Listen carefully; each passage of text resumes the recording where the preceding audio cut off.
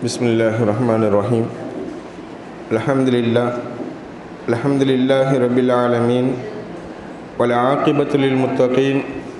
Wassalatu wassalamu ala nabiyyina Muhammadin sallallahu alayhi wa ala alihi wa sahbihi ajma'in. Amma ba'd. Faqad qala Allah ta'ala fil Qur'anil azim wa fil Furqanil majid. A'udhu billahi minash shaitanir rajim. Bismillahirrahmanirrahim. Alif lam mim. Zalikal kitabu la raiba fihi. Sadaqallahul aliyyul azim. Wa qala nabiyyuna sallallahu alaihi wasallam fadlu kalamillahi ala kalami khalqihi ka fadlillahi ala khalqihi. Aw kama qala Rasulullahi sallallahu alaihi wasallam. அளவற்ற அருளாளனும் நிகரற்ற அன்புடையவனுமாகிய அல்லாஹ்வுடைய திருப்பெயரினாலும் ஸலவாத்தும் ஸலாமும் அன்னல் எம்பெருமானார் ஸல்லல்லாஹு அலைஹி வஸல்லம் அவர்களின் மீதும் அவர்களை பின்பற்றி வாழ்ந்த சஹாபாக்கள், தாபியன்கள், தபா தாபீன்கள், நல்லடியார்கள், ஷுஹதாக்கள், அவுலியாக்கள், மேலும் இங்கே கூடியிருக்கக்கூடிய நம்மவர்கள், இனிமேலும் வரக்கூடிய அனைவரின் மீதும், மேலும் இதை கேட்டுக்கொண்டிருக்கக்கூடிய நம் எல்லோரின் மீதும் என்றென்றும் உண்டாவதாக என துஆ செய்தவனாகவும் தங்கள் எல்லோருக்கும் சலாம் கூறியும் என்னுடைய இந்த உரை ஆரம்பம் செய்கிறேன். அஸ்ஸலாமு அலைக்கும் வரஹ்மத்துல்லாஹி வபரகாத்துஹு. அல்ஹம்துலில்லாஹ், அல்லாஹ்வுடைய ஒரு பெரிய ஒரு கிருபையினால் நாமெல்லாம் ரமலானை அடைந்து கிட்டத்தட்ட இன்றுடன் 22 நோன்புகளை நிறைவேற்ற நாமெல்லாம் இருக்குகிறோம். இன்றோடு 22 நோன்புகள் முடிவடைகிறது. இன்ஷா அல்லாஹ் இன்றைக்கி மகரிபிலிருந்து 23வது நோன்பு ஆரம்பமாகிறது. அல்லாஹ் சுப்ஹானஹு வ தஆலா நம்மளுடைய அமல்களை ஏற்றுக்கொள்வானாக, மேலும் நம்மளுடைய எல்லா விதமான நல்ல காரியங்களையும் ஏற்றுக்கொள்வானாக, நம்மளுடைய நோன்புகளை அல்லாஹ் ஏற்றுக்கொள்வானாக. அன்பு தாய்மார்களே, நாம் இந்த ரமலானில் நாமெல்லாம் ஒன்று கூடி நமக்கு தெரிந்த சில பாடங்களை, நமக்கு தெரிந்த சில விஷயங்களை நாம் நமக்கு மத்தியில் கொஞ்சம் கொஞ்சமாக பரிமாறி வருகிறோம். அந்த அடிப்படையில் இன்ஷா அல்லாஹ் இன்றைய ஒரு தலைப்பாக ஈமான் இஸ்லாத்தை பற்றி நாம் சொல்லி கொண்டு வந்தோம் அல்லவா, அந்த ஈமான் இஸ்லாத்தினுடைய அந்த பாடங்களில் 3வது பாடமாக வேதங்களை பற்றிய சில விஷயங்களை நாம் இன்று தெரிந்து கொள்வோம். ஏற்கனவே நினைவுபடுத்தியிருக்கிறோம். திரும்பவும் இன்ஷா அல்லாஹ் வேதங்களை பற்றிய ஈமான் எப்படி இருக்கணும், வேதங்களை பற்றி எவ்வாறு ஈமான் கொள்ள வேண்டும் என்பதை பற்றி சில விஷயங்களை நாம் நமக்கு மத்தியில் பரிமாறிக்கொள்வோம். அன்பு தாய்மார்களே, வேதங்கள்னா என்ன? வேதங்கள் என்பது 2 வகையாக பிரிக்கலாம். ஒன்றாவது சின்ன சின்ன ஏடுகள். சின்ன சின்ன ஏடுகள்னு சொன்னால் ஷுஹுஃபுகள்னு சொல்லி அரபியில் சொல்லுவாங்க. வேதங்களை 2ஆக பிரிக்கலாம். ஒன்றாவது ஷுஹுஃபுகள். அல்லாஹ் குர்ஆனில் சொல்லுவான், ஷுஹுஃபி இப்ராஹீம வ மூசா. ஷுஹுஃபி இப்ராஹீம வ மூசா. மூசா அலைஹிஸ்ஸலாம் அவங்களுக்கு கொடுக்கப்பட்ட ஏடுகள், இப்ராஹிம் அலைஹிஸ்ஸலாம் அவங்களுக்கு கொடுக்கப்பட்ட ஏடுகள் என்பதாக அல்லாஹ் சொல்லுவான். அன்பு தாய்மார்களே, இப்படி பல நபிமார்களுக்கு பல ஏடுகளை, சின்ன சின்ன ஏடுகளை கொடுத்துருக்குகிறான். அந்த சின்ன சின்ன ஏடுகள்னு சொன்னால் நோட்டு மாதிரி இருக்கும், ஒரு சின்ன சின்ன விவரங்களை உள்ளடக்கியதாக இருக்கும். இந்த சின்ன சின்ன வேதங்களுக்கு அரபியில் ஷுஹுஃபுகள் என்பதாக சொல்லுவாங்க. 2வது வகை வேதங்களில் 2வது வகை பெரிய பெரிய ஏடு. இந்த பெரிய பெரிய ஏடுன்னு சொன்னால் நிச்சயமாக அதுக்கு அரபியில் கிதாப் என்பதாக சொல்லுவாங்க. அரபியில் கிதாப் புத்தகம் என்பதாக சொல்லுவாங்க. அப்போ சின்ன சின்ன செய்திகளை உள்ளடக்கிய, சின்ன சின்ன அல்லாஹ்வுடைய உத்தரவுகளை உள்ளடக்கிய ஒரு சிறு சிறு ஏடுகள் அது ஒரு வகை. இன்னொரு வகை பெரிய பெரிய ஏடுகள், முழுமையான சட்டங்களை, முழுமையான விவரங்களை, முழுமையான விஷயங்களை உள்ளடக்கிய பெரிய பெரிய ஏடுகள். இந்த 2மே அல்லாஹ்வால் கொடுக்கப்பட்டது. இந்த 2மே சின்ன சின்ன ஏடுகளாக இருந்தாலும் சரி, அல்லது பெரிய பெரிய ஏடுகளாக இருந்தாலும் சரி, பெரிய பெரிய ஏடுகளுக்கு அரபியில் என்னமா பேர்? கிதாப், புத்தகம் என்பதாக பெயர். அப்போ கிதாபுன்னு சொல்லக்கூடிய பெரிய பெரிய ஏடுகளாக இருந்தாலும் சரி, எல்லாமே அல்லாஹுவால் அருளப்பட்டது, அல்லாஹுவால் நபிமார்களுக்கு கொடுக்கப்பட்டது.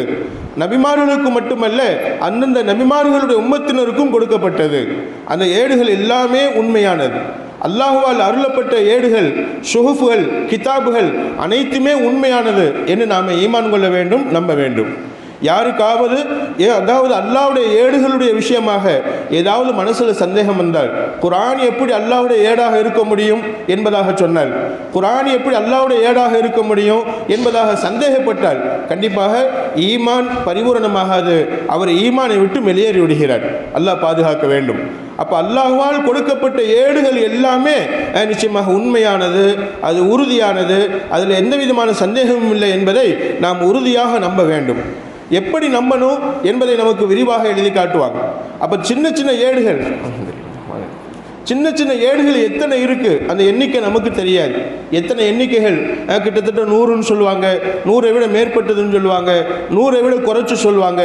அந்த எண்ணிக்கையை அல்லாஹ் ஒருவன் தான் அறிவான்.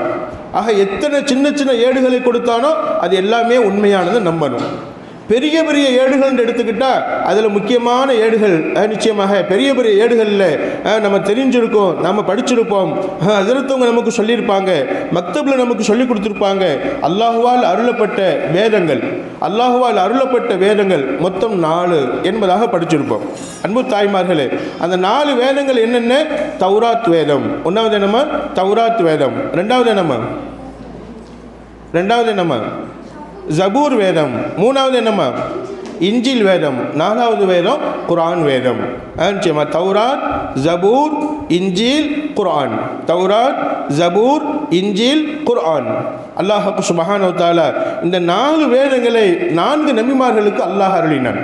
இந்த 4 வேதங்களை 4 நபிமார்களுக்கு அல்லாஹ் அருளினான். தௌராத் வேதத்தை மூசா அலைஹிஸ்ஸலாம் அவங்களுக்கு கொடுத்தான் அல்லாஹ். தௌராத் வேதத்தை எந்த நபிக்குமா கொடுத்தான்? மூசா அலைஹிஸ்ஸலாம் அவங்களுக்கு கொடுத்தான் அல்லாஹ். ஜபூர் வேதத்தை தாவூத் அலைஹிஸ்ஸலாம் அவங்களுக்கு கொடுத்தான் அல்லாஹ். தாவூது நபின்னு ஒருத்தவங்க இருந்தாங்க, சுலைமான் அலைஹிஸ்ஸலாம் அவங்களுடைய அத்தா. இவங்களுக்கு அல்லாஹ் ஜபூர் வேதத்தை கொடுத்தான். அதே மாதிரி இஞ்சில் வேதம், அந்த இஞ்சில் வேதம் என்பது ஈசா அலைஹிஸ்ஸலாம் அவங்களுக்கு அல்லாஹ் கொடுத்தான். இஞ்சில் வேதம் என்பது ஈசா அலைஹிஸ்ஸலாம் அவங்களுக்கு அல்லாஹ் கொடுத்தான். குர்ஆன் வேதம் யாருக்கும் அல்லாஹ் கொடுத்தான்? நம்ம நபிகள் பெருமானார் ஸல்லல்லாஹு அலைஹி வஸல்லம் அவங்களுக்கு அல்லாஹ் கொடுத்தார். அன்பு தாய்மார்களே, இந்த 4 வேதமுமே உண்மையானது, உறுதியானது, அல்லாஹுவால் அருளப்பட்டது, அல்லாஹுவால் கொடுக்கப்பட்டது என்று நாம் என்ன செய்யணும்? உண்மையாக நம்பணும் இன்ஷா அல்லாஹ். அப்போ தௌராத், ஜபூர், இஞ்சில், குர்ஆன் இந்த 4 வேதங்களுமே உண்மைன்னு நம்ம நம்பணும். தௌராத் வேதம் என்ன மொழியில் கொடுக்கப்பட்டுச்சுமா? தௌராத் வேதம் ஹிப்ரு மொழியில் கொடுக்கப்பட்டுச்சு. தௌராத் மூசா ஹிப்ரானி, அதாவது அபுரானின்னு சொல்லுவாங்க. ஹிப்ரு மொழியில் கொடுக்கப்பட்டுச்சு. தௌராத் வேதம் ஹிப்ரு மொழின்னு சொல்லுவாங்க, அது ஒரு மொழி. அந்த ஹிப்ரு மொழியில் அல்லாஹ் தௌராத் வேதத்தை கொடுத்தான். ஜபூர் வேதம் என்பது யூனானி மொழியில் அல்லாஹ் கொடுத்தான். ஜபூர் வேதம் என்பது என்னம்மா? யூனானி பாஷை, யூனானி மொழி. எப்படி நமக்கு தமிழ் ஒரு மொழியாக இருக்குதோ அது மாதிரி யூனானி அப்படின்னு ஒரு மொழி இருக்குது. அந்த யூனானி மொழியில் அல்லாஹ் சுப்ஹானஹு வ தஆலா ஜபூர் வேதத்தை கொடுத்தான். இஞ்சில் வேதம் என்பது சுரியானி பாஷை என்பதாக சொல்லுவாங்க. இஞ்சில் வேதம் என்பது சுரியானி பாஷை, அந்த பாஷையில் அல்லாஹ் கொடுத்தார். அன்பு தாய்மார்களே, குர்ஆன் வேதம் இஞ்சில் வேதம் என்ன பாஷமா? இஞ்சில் வேதம் என்ன பாஷமா? சுரியானி பாஷை. நிச்சயமாக குர்ஆன் வேதம் என்ன பாஷமா? அரபி மொழியில் அல்லாஹ் கொடுத்தான். அன்பு தாய்மார்களே, அரபி மொழிக்கு ஒரு தனித்துவம் இருக்கிறது. அரபி மொழி என்பது அது சொர்க்கத்து மொழி. அரபி மொழி என்பது கபூரில் நாம் போன பின்னாடி நீங்கள்லாம் அரபி படிக்கலை. நிச்சயமாக யார் அரபி படிக்கலையோ அரபி படிக்காதவங்களும் அரபி பேசுவாங்க இன்ஷா அல்லாஹ். அன்பு தாய்மார்களே, அரபி மொழி என்பது அது அல்லாஹுக்கு பிடித்தமான ஒரு மொழி. எனவே தான் அல்லாஹ் சுப்ஹானஹு வ தஆலா அந்த அரபி மொழியில் குர்ஆன் ஷெரீஃபை இறக்கி வச்சான். அரபி மொழியில் இறக்கி வச்சது மட்டுமல்லாமல் எல்லோரும் அந்த அரபியை கற்றுக்கொள்வதற்கும் லேசாக்கி வைத்தான் அல்லாஹ். அலிஃப் பா தா என்பதாக சொல்லி. அன்பு தாய்மார்களே, இப்படி நாம் அரபி மொழியை கற்று அந்த அரபி மொழி மிகவும் இலகுவானது, லேசான முறையில் கற்று குர்ஆனை ஓத வேண்டும் என்பதற்காக வேண்டித்தான் எல்லோருக்கும் லேசானது, உலக மக்களுக்கு லேசானது. உலக மக்களில் எந்த பாஷையில் உள்ளவங்களாக இருந்தாலும் சரி, உருது பேசக்கூடியவங்களாக இருக்கட்டும், தமிழ் பேசக்கூடியவங்களாக இருக்கட்டும், கன்னட மொழியில் பேசக்கூடியவங்களாக இருக்கட்டும், நிச்சயமாக எந்த பாஷையில் பேசக்கூடியவங்களாக இருந்தாலும் இந்த அரபி மொழியை லேசாக கற்றுக்கறலாம், லேசாக கற்றுக்கொள்ளலாம். அன்பு தாய்மார்களே, எனவே குர்ஆன் ஷெரீஃபை அல்லாஹ் லிசானன் அரபியன், அரபி மொழியில் அல்லாஹ் அருளினான், அரபி மொழியில் அல்லாஹ் அருளினான். அப்போ மிகப்பெரிய ஒரு பாக்கியம். இந்த 4 வேதமுமே உண்மையானது. 4 நபிமார்களுக்கு கொடுக்கப்பட்ட இந்த 4 வேதமுமே அது உண்மையானது, உறுதியானது. நிச்சயமாக அதில் எந்த விதமான சந்தேகமும் கிடையாது என்பதை நாம் ஊர்ஜிதமாக ஈமான் கொள்ள வேண்டும். அந்த 4 வேதங்களை எப்படி ஈமான் கொள்ளணும், அதுக்கு 7 விதமான வழிமுறைகளை நமக்கு இமாம் பெருமக்கள் எழுதி காட்டுவாங்க. வேதங்களை கொண்டு எப்படி ஈமான் கொள்ளணும், வேதங்களை கொண்டு எவ்வாறு நம்ம ஈமான் கொள்ளணும் என்பதற்கு ஒரு 7 விதமான வழிமுறைகளை இமாம் பெருமக்கள் நமக்கெல்லாம் சொல்லுவாங்க. ஒன்றாவது தஸ்தீகுல் ஜாசிமு பி அன்னகுல்லஹா முனஸலும் மின் இன்தில்லாஹ். இந்த 4 வேதமே அல்லாஹுவால் அருளப்பட்டது என்று உறுதியாக மனசில் உறுதிப்படுத்தி உண்மைப்படுத்துவது. அந்த 4 வேதமுமே அல்லாஹுவால் தான் அருளப்பட்டது, அல்லாஹுவால் கொடுக்கப்பட்டது, அல்லாஹ் தான் இந்த 4 வேதத்தையும் இறக்கி வைத்தான் என்று மனசில் உறுதிப்படுத்தி அதை உண்மைப்படுத்துவது, நாவில் சொல்வது. இது ஒன்று.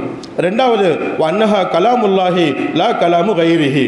அந்த 4 வேதமே அல்லாஹ்வுடைய பேச்சு, வேறு மனிதர்களுடைய பேச்சல்ல, அல்லாஹ் அல்லாதவர்களுடைய பேச்சல்ல, மலக்குமார்களுடைய பேச்சல்ல, ஜின்களுடைய பேச்சல்ல. நிச்சயமாக இந்த 4 வேதங்களுமே அல்லாஹ்வுடைய பேச்சு, அல்லாஹ்வுடைய பேச்சு அப்படின்னு நம்ம நம்பணும் இன்ஷா அல்லாஹ். ஒன்றாவது எப்படிமா நம்பணும், இந்த 4 வேதமே அல்லாஹ் தான் அருளினான் அப்படின்னு நம்பணும். ரெண்டாவது இது அல்லாஹ்வுடைய, இந்த 4 வேதமே அல்லாஹ்வுடைய பேச்சு என்பதாக நம்பணும். மூணாவது அல் ஈமானு, நிச்சயமாக ஈமான் கொள்ளணும் பி கலாமி மா ஃபீஹா பி குல்லி மா ஃபீஹா, ஒவ்வொரு விஷயத்தை கொண்டும் மின ஷராயி. அல்லாஹ் அந்த 4 வேதங்களில் என்னென்ன சட்டங்களை சொல்லியிருக்கிறானோ, 4 வேதங்களில் என்னென்ன ஷரியத் சட்டங்களை சொல்லியிருக்கிறானோ, அந்த ஷரியத் சட்டங்கள் எல்லாமே உண்மை என நம்பணும். அல்லாஹ் சொன்ன சட்டங்கள், ஒழுவுடைய சட்டங்களை சொல்கிறான். அது மாதிரி பலவிதமான சட்டங்களை நிச்சயமாக யார் யார் எப்படி நடக்கணும், என்னென்ன விதமான நடக்கணும், அவன் சொன்ன ஷரியத்துடைய விஷயங்கள் எல்லாமே கண்டிப்பாக உண்மையானது என்பதாக நம்பணும். மூணாவது. நாலாவதாக வன்ன ஜமியாக யுஸ்தகு மின்ஹா பாலுஹு பாலா. நிச்சயமாக அந்த குர்ஆன் ஷெரீஃபிலையும் சரி மற்ற வேதங்களையும் சரி, அந்த வேதங்கள் ஒவ்வொன்றுமே, அந்த வேதங்களில் ஒவ்வொன்றுமே ஒரு வேதம் இன்னொரு வேதத்தை உண்மைப்படுத்தும், ஒரு வேதம் இன்னொரு வேதத்தை உண்மைப்படுத்தும். அன்பு தாய்மார்களே, அதாவது ஒரு வேதம் இன்னொரு வேதத்தை என்ன செய்யாது, பொய்ப்பிக்க. தௌராத் வேதம் சரியில்லை அப்படின்னு ஜபூர் வேதத்தில் சொல்லப்பட்டிருக்காரு, ஜபூர் வேதம் சரியில்லை அப்படின்னு இஞ்சில் வேதத்தில் சொல்லப்பட்டிருக்காரு, இஞ்சில் வேதம் சரியில்லை அப்படின்னு குர்ஆன் வேதத்தில் சொல்லப்பட்டிருக்காரு. உதாரணமா நாங்கள் 4 பேர் ஹஜ்ரத்துமார்கள் ஒரு இடத்துல இருக்கிறோம் அப்படின்னு சொன்னால் அடுத்தடுத்து வரக்கூடிய இமாம்கள் என்ன செய்வாங்க, அவர் சொன்னது சரியில்லை, அவர் சொன்னது சரியில்லை, ஏதாவது ஒரு விதத்தில் சொல்லக்கூடிய வாய்ப்பு உண்டு. ஆனால் எந்த வேதமும் எந்த வேதத்தையும் பொய்ப்பிக்காது. நிச்சயமாக ஒரு வேதம் இன்னொரு வேதத்தை உண்மைப்படுத்தும். தௌராத் வேதத்தில் அல்லாஹ் அடுத்தடுத்த வேதங்களை பற்றி சொல்லுகிறான், ஜபூர் வேதத்தில் அல்லாஹ் இந்த 4 வேதங்களை பற்றியும் சொல்லுவான், இஞ்சில் வேதத்தில் அல்லாஹ் இந்த 4 வேதங்களை பற்றியும் சொல்லுவான், குர்ஆன் ஷெரீஃபிலையும் அல்லாஹ் இந்த 4 வேதங்களையும் சொல்லி காட்டுகிறான். 4 அதாவது குர்ஆன் ஷெரீஃபில் மற்ற 3 வேதங்கள் என்னென்ன இருந்துச்சோ அனைத்தும் குர்ஆன் ஷெரீஃபில் இருக்கிறது. அன்பு தாய்மார்களே, அப்போ இந்த 4 வேதங்களுமே ஒன்றை உண்மைப்படுத்தும். நிச்சயமாக ஒன்று இன்னொன்னை பொய்ப்பிக்க, 4 வேதங்களுமே உண்மையானது, அது உறுதியானது என்பதாக நாம் நம்பணும். அஞ்சாவது வன்ன நஸ்ஹல் குத்துபி ஊலா பாலுஹா மின் பாலின் ஹக்குன். நிச்சயமாக இப்போ உதாரணமாக தௌராத் வேதம் இருந்துச்சு, அந்த தௌராத் வேதத்துக்கு பின்னாடி ஜபூர் வேதம் வரும்போது அந்த தௌராத்துடைய சட்டங்கள் அப்படியே இருக்கும். ஆனால் ஜபூர் வேதம் எந்த உம்மத்துக்கு அருளப்பட்டதோ அந்த உம்மத் ஜபூர் வேதத்தை ஈமான் கொள்வாங்க, அதை பின்பற்றி நடப்பாங்க. அப்புறம் ஜபூர் வேதத்துக்கு பின்னாடி எப்போ இஞ்சில் வேதம் வந்ததோ, இந்த இஞ்சில் வேதம் கொடுக்கப்பட்டதுக்கு பின்னாடி அந்த தௌராத் வேதம், அதாவது ஜபூர் வேதம், இந்த 2 வேதத்தில் உள்ள சட்டங்கள் அப்படியே இருக்கும். ஆனால் அந்த மக்கள், அந்த இஞ்சில் வேதம் கொடுக்கப்பட்ட மக்கள் என்ன செய்வாங்க, அந்த இஞ்சில் வேதத்தில் சொல்லப்பட்ட சட்டங்களை பின்பற்றி நடப்பாங்க. இப்போ குர்ஆன் ஷெரீஃப் வந்து விட்டது. குர்ஆன் ஷெரீஃப் வந்ததுக்கு பின்னாடி 3 வேதங்களுடைய சட்டங்கள் என்னென்ன வேதம்மா சொல்லுங்கம்மா, என்னென்ன 3 வேதங்கள்? தௌராத், ஜபூர், இஞ்சில். இந்த 3 வேதங்களில் சொல்லப்பட்ட சட்டங்கள் அப்படியே இருக்கும். தௌராத்தில் சொன்னது, அது மாதிரி ஜபூரில் சொன்னது, இஞ்சிலில் சொன்னது, அந்த சட்டங்கள் அப்படியே இருக்கும்.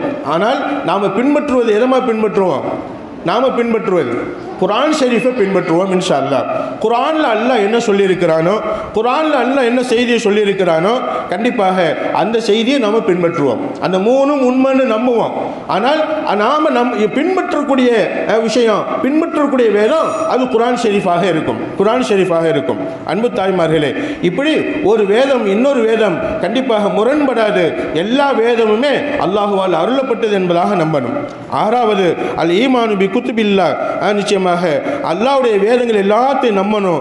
எஜுபு ஈமானன், அதாவது பொதுப்படையாகவும் நம்பணும், விரிவாகவும் நம்பணும். அந்த ஒவ்வொரு வேதத்திலையும் அல்லாஹ் சுப்ஹானஹு வ தஆலா என்னென்ன சொல்லியிருக்கிறானோ அவை அனைத்தும் உண்மையானது, அவை அனைத்தும் உண்மையானது.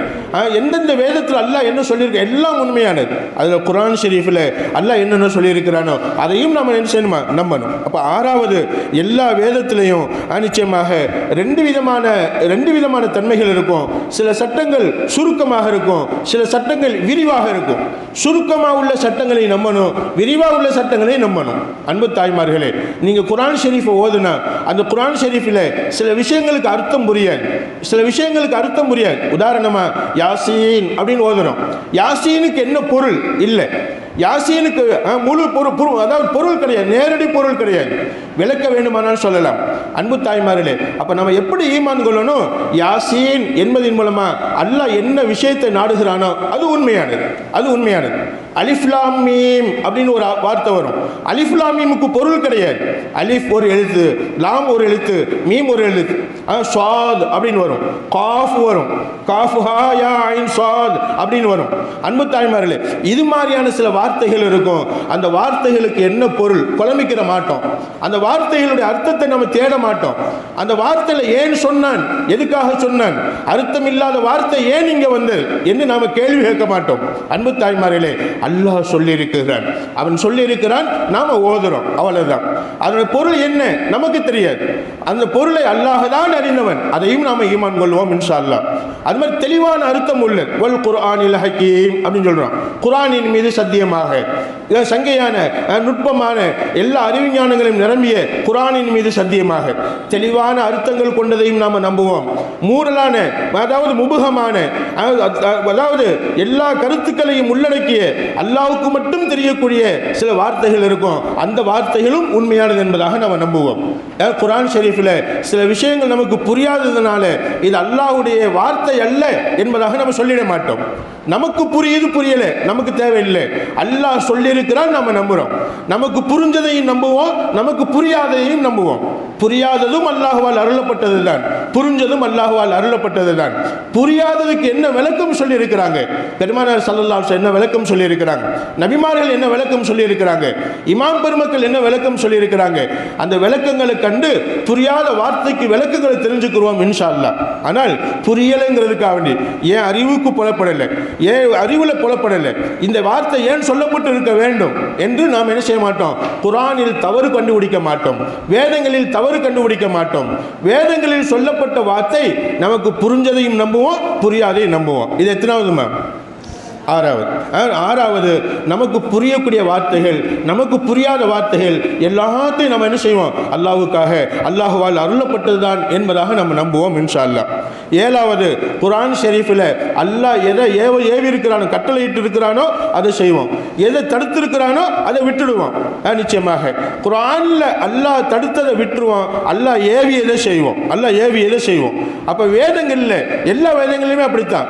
வேதங்களில் சொல்லப்பட்டது அந்தந்த உம்மத்து என்ன செய்வாங்க, பின்பற்றுவாங்க. வேதங்களில் ஏவப்பட்டதை அந்தந்த உம்மத்து பின்பற்றுவாங்க. அந்தந்த உம்மத்து எதை அல்லாஹ் தடுத்தானோ அதை தடுத்துக் கொள்வாங்க. அன்பார்ந்த தாய்மார்களே, அப்ப ஏழாவது விஷயம், அல்லாஹ்வுடைய கட்டளைகள் குர்ஆன் ஷரீஃபில் வேதங்கள் இருக்கிறது. அல்லாஹ்வுடைய அல்லாஹ்வால் தடுக்கப்பட்ட விஷயங்கள் குர்ஆன் ஷரீஃபில் இருக்கிறது. அல்லாஹ்வுடைய கட்டளைகளை நிறைவேற்றுவோம் இன்ஷா அல்லாஹ். அல்லாஹ் எதை எதை தடுத்திருக்கிறானோ அதை விட்டும் தவிர்த்து கொள்வோம் இன்ஷா அல்லாஹ். இது அந்த வேதங்களை பற்றி நம்புவதில் மிகவும் உண்மையானது. அந்த வேதங்களை பற்றி நம்பிக்கை வைப்பதில், ஈமான் கொள்வதில் மிகவும் உறுதிப்படுத்தக்கூடியது என்பதை நாம் எல்லாம் அறிகிறோம். அன்பு தாய்மார்களே, குர்ஆன் குர்ஆன் ஷரீஃபில் எடுத்துக்கிட்டால் நிச்சயமாக அதில் பல செய்திகளை அல்லாஹ் சொல்வான், பல சம்பவங்களை அல்லாஹ் சொல்வான், பல சட்டங்களை அல்லாஹ் சொல்வான்.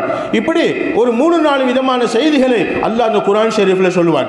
எத்தனை விஷயங்கள் குர்ஆன் ஷரீஃபில் சொல்லப்பட்டு இருக்கிறதோ, வேதங்களில் சொல்லப்பட்டு இருக்கிறதோ, அனைத்தும் அல்லாஹ்வால் சொல்லப்பட்டது என்று நம்ம உறுதியாக நம்பணும் இன்ஷா அல்லாஹ். அல்லாஹ் ஏவியதை நம்ம செய்யணும், அல்லாஹ் தடுத்ததை தவிர்த்துக்கிறணும். இது 7வது விஷயம். இப்படி இந்த 7 விஷயங்களுடைய அடிப்படையில் நம்மளுடைய ஈமானை அமைச்சுக்கிறணும், வேதங்களை பற்றிய ஈமானை அமைச்சுக்கிறணும் என்பதாக இமாம் பெருமக்கள் எழுதி காட்டுவாங்க. அன்பு தாய்மார்களே, இப்போ வேதங்கள் மொத்தம் எத்தனைமா? முழு வேதங்கள் தௌராத், ஜபூர், இன்ஜீல், குர்ஆன். இன்ஜீல், குர்ஆன். இப்போ இந்த 3 வேதங்களுமே தௌராத், ஜபூர், இன்ஜீல், இந்த 3 வேதமுமே மனிதர்களால் மாற்றப்பட்டு விட்டது. மனிதர்களால் மாற்றப்பட்டு விட்டது. ஒரிஜினல் வேதம் எங்கோ ஒன்று இருக்கிறது, அது நம்ம கண்ணுக்கு காட்ட மாட்டாங்க. நிச்சயமாக 3 வேதங்களுமே மனிதர்கள் தங்களுக்கு தகுந்தது மாதிரி மாற்றிக்கிட்டாங்க. கியாமத்து நாள் வரைக்கும் குர்ஆன் ஷரீஃபை பாதுகாக்கக்கூடிய பொறுப்பை அல்லாஹ் ஏற்றுக்கொண்டான். அல்லாஹ் ஏற்றுக்கொண்டான். நம்ம குர்ஆன் ஷரீஃபில் கண்டிப்பாக ஒரு எழுத்தை கூட யாராலும் மாற்ற முடியாது. ஒரு ஹர்ஃப், ஒரு எழுத்து, ஒரு புள்ளியை கூட மாற்ற முடியாது. ஒரு சின்ன புள்ளியை மாற்றினாலும் கூட மக்கள் கொந்தளிச்சிடுவாங்க. நிச்சயமாக அல்லாஹ் இந்த குர்ஆனை பாதுகாப்பதற்காக வேண்டி சில நல்லடியார்களுடைய உள்ளங்களை அல்லாஹ் தேர்ந்தெடுத்திருக்கிறான். ஹாஃபிலாக்கள் பெண்கள் இருக்கிறாங்க, ஹாஃபில்கள் ஆண்கள் இருக்கிறாங்க. அன்பு தாய்மார்களே, உள்ளங்களை அல்லாஹ் தேர்ந்தெடுத்திருக்கிறான். அதே மாதிரி உள்ளங்களை தவிர்த்து கிதாபுகளை, புத்தகங்களை, நம்ம குர்ஆன் ஷரீஃப் ஓதுகிறோம் அல்லவா, இந்த குர்ஆன் ஷரீஃபை அல்லாஹ் தேர்ந்தெடுத்திருக்கிறான். அன்பு தாய்மார்களே, லா யமஸ்ஸுஹு இல்லல் முத்தஹ்ஹரூன், குர்ஆன் ஷரீஃபை தொடக்கூடியவர்கள் சுத்தமான நிலையில் தொடரும் என்பதாக அல்லாஹ் குர்ஆனில் சொல்லி காட்டுகிறான். சில பேர் சொல்லுவாங்க குர்ஆன் என்பது அதுவும் சாதாரண புத்தகம் மாதிரி, யார் வேணாலும் தொடலாம், ஒளி இல்லாமலும் தொடலாம் என்பதாக சொல்லுவாங்க. இல்லை அன்பு சகோதரிகளே, லா யமஸ்ஸுஹு இல்லல் முத்தஹ்ஹரூன், சுத்தமானவங்க ஒளி செஞ்சுட்டு தான் தொழுகணும். அந்த முத்தஹ்ஹரூன்ங்கிறதுக்கு மலக்குமார்கள் அர்த்தம் சொல்லுவாங்க. நிச்சயமாக மலக்குமார்கள் குர்ஆனை தொடுவாங்க. எங்க உள்ள குர்ஆன் சொன்னா அல்லாஹ் வானத்தில் இந்த குர்ஆனுடைய பிரதி ஒன்று வச்சிருக்கிறான், அந்த குர்ஆனை மலக்குமார்கள் சுத்தமானவங்க, அவங்க தொடுவாங்க அப்படின்னு சொல்லிட்டு இது மனிதர்களுக்குள்ள விஷயம் அல்ல என்பதாக சொல்லுவாங்க. அன்பு தாய்மார்களே, நமக்கு இமாம் பெருமக்கள் சொல்லுவாங்க குர்ஆன் ஷரீஃபை தொடும்போது நல்ல குளிச்சிருக்கணும், நல்ல ஒளி செஞ்சிருக்கணும். குளிப்பு கடமையானவங்க குர்ஆன் ஷரீஃபை தொடக்கூடாது. ஹைலி நிஃபாஸ் உள்ளவங்க குர்ஆன் ஷரீஃபை தொடக்கூடாது. கண்டிப்பாக இந்த மாதிரி நம்ம சுத்தமான நிலையில சரி எல்லா ஒளி இல்லாமல் இருக்கிறோம், ஒளி செஞ்சுட்டு இந்த குர்ஆனை தொடரணும் இன்ஷா அல்லாஹ். அதாவது குர்ஆனுக்கு நம்ம முழு கண்ணியம் செலுத்த வேண்டும், குர்ஆனை மதிக்க வேண்டும். குர்ஆன் ஷரீஃப் வெறும் பேப்பரில் எழுதப்பட்டு இருக்கிறது என்று நாம் நினைத்து விடக்கூடாது, சாதாரண பேப்பர் தானே என்பதாக நினைத்து விடக்கூடாது. அன்பு தாய்மார்களே, ஒரு மகளுக்கு அத்தா கடிதம் எழுதுகிறாங்க, அந்த மகளுக்கு எழுதின கடிதத்தை, அத்தாவுடைய கடிதத்தை அந்த மகள் எவ்வளவு பாதுகாப்பா, என் அத்தா எழுதியது, என்னுடைய கணவர் எழுதியது, எப்படி பாதுகாப்பா?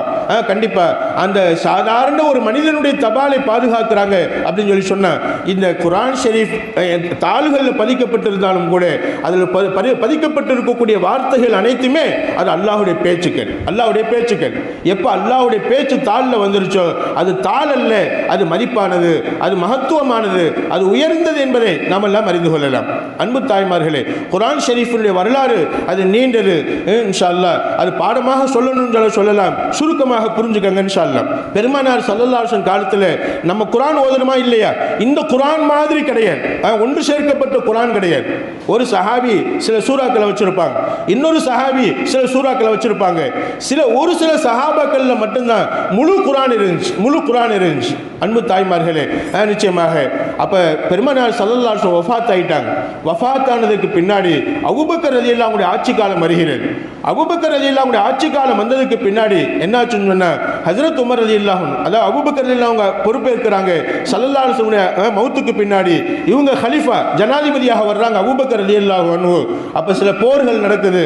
அந்த போர்களில் குர்ஆனை மனப்பாடமாக்கிய ஹாஃபிலான சஹாபாக்கள் எல்லாம் ஷஹீதாக்கப்படுறாங்க.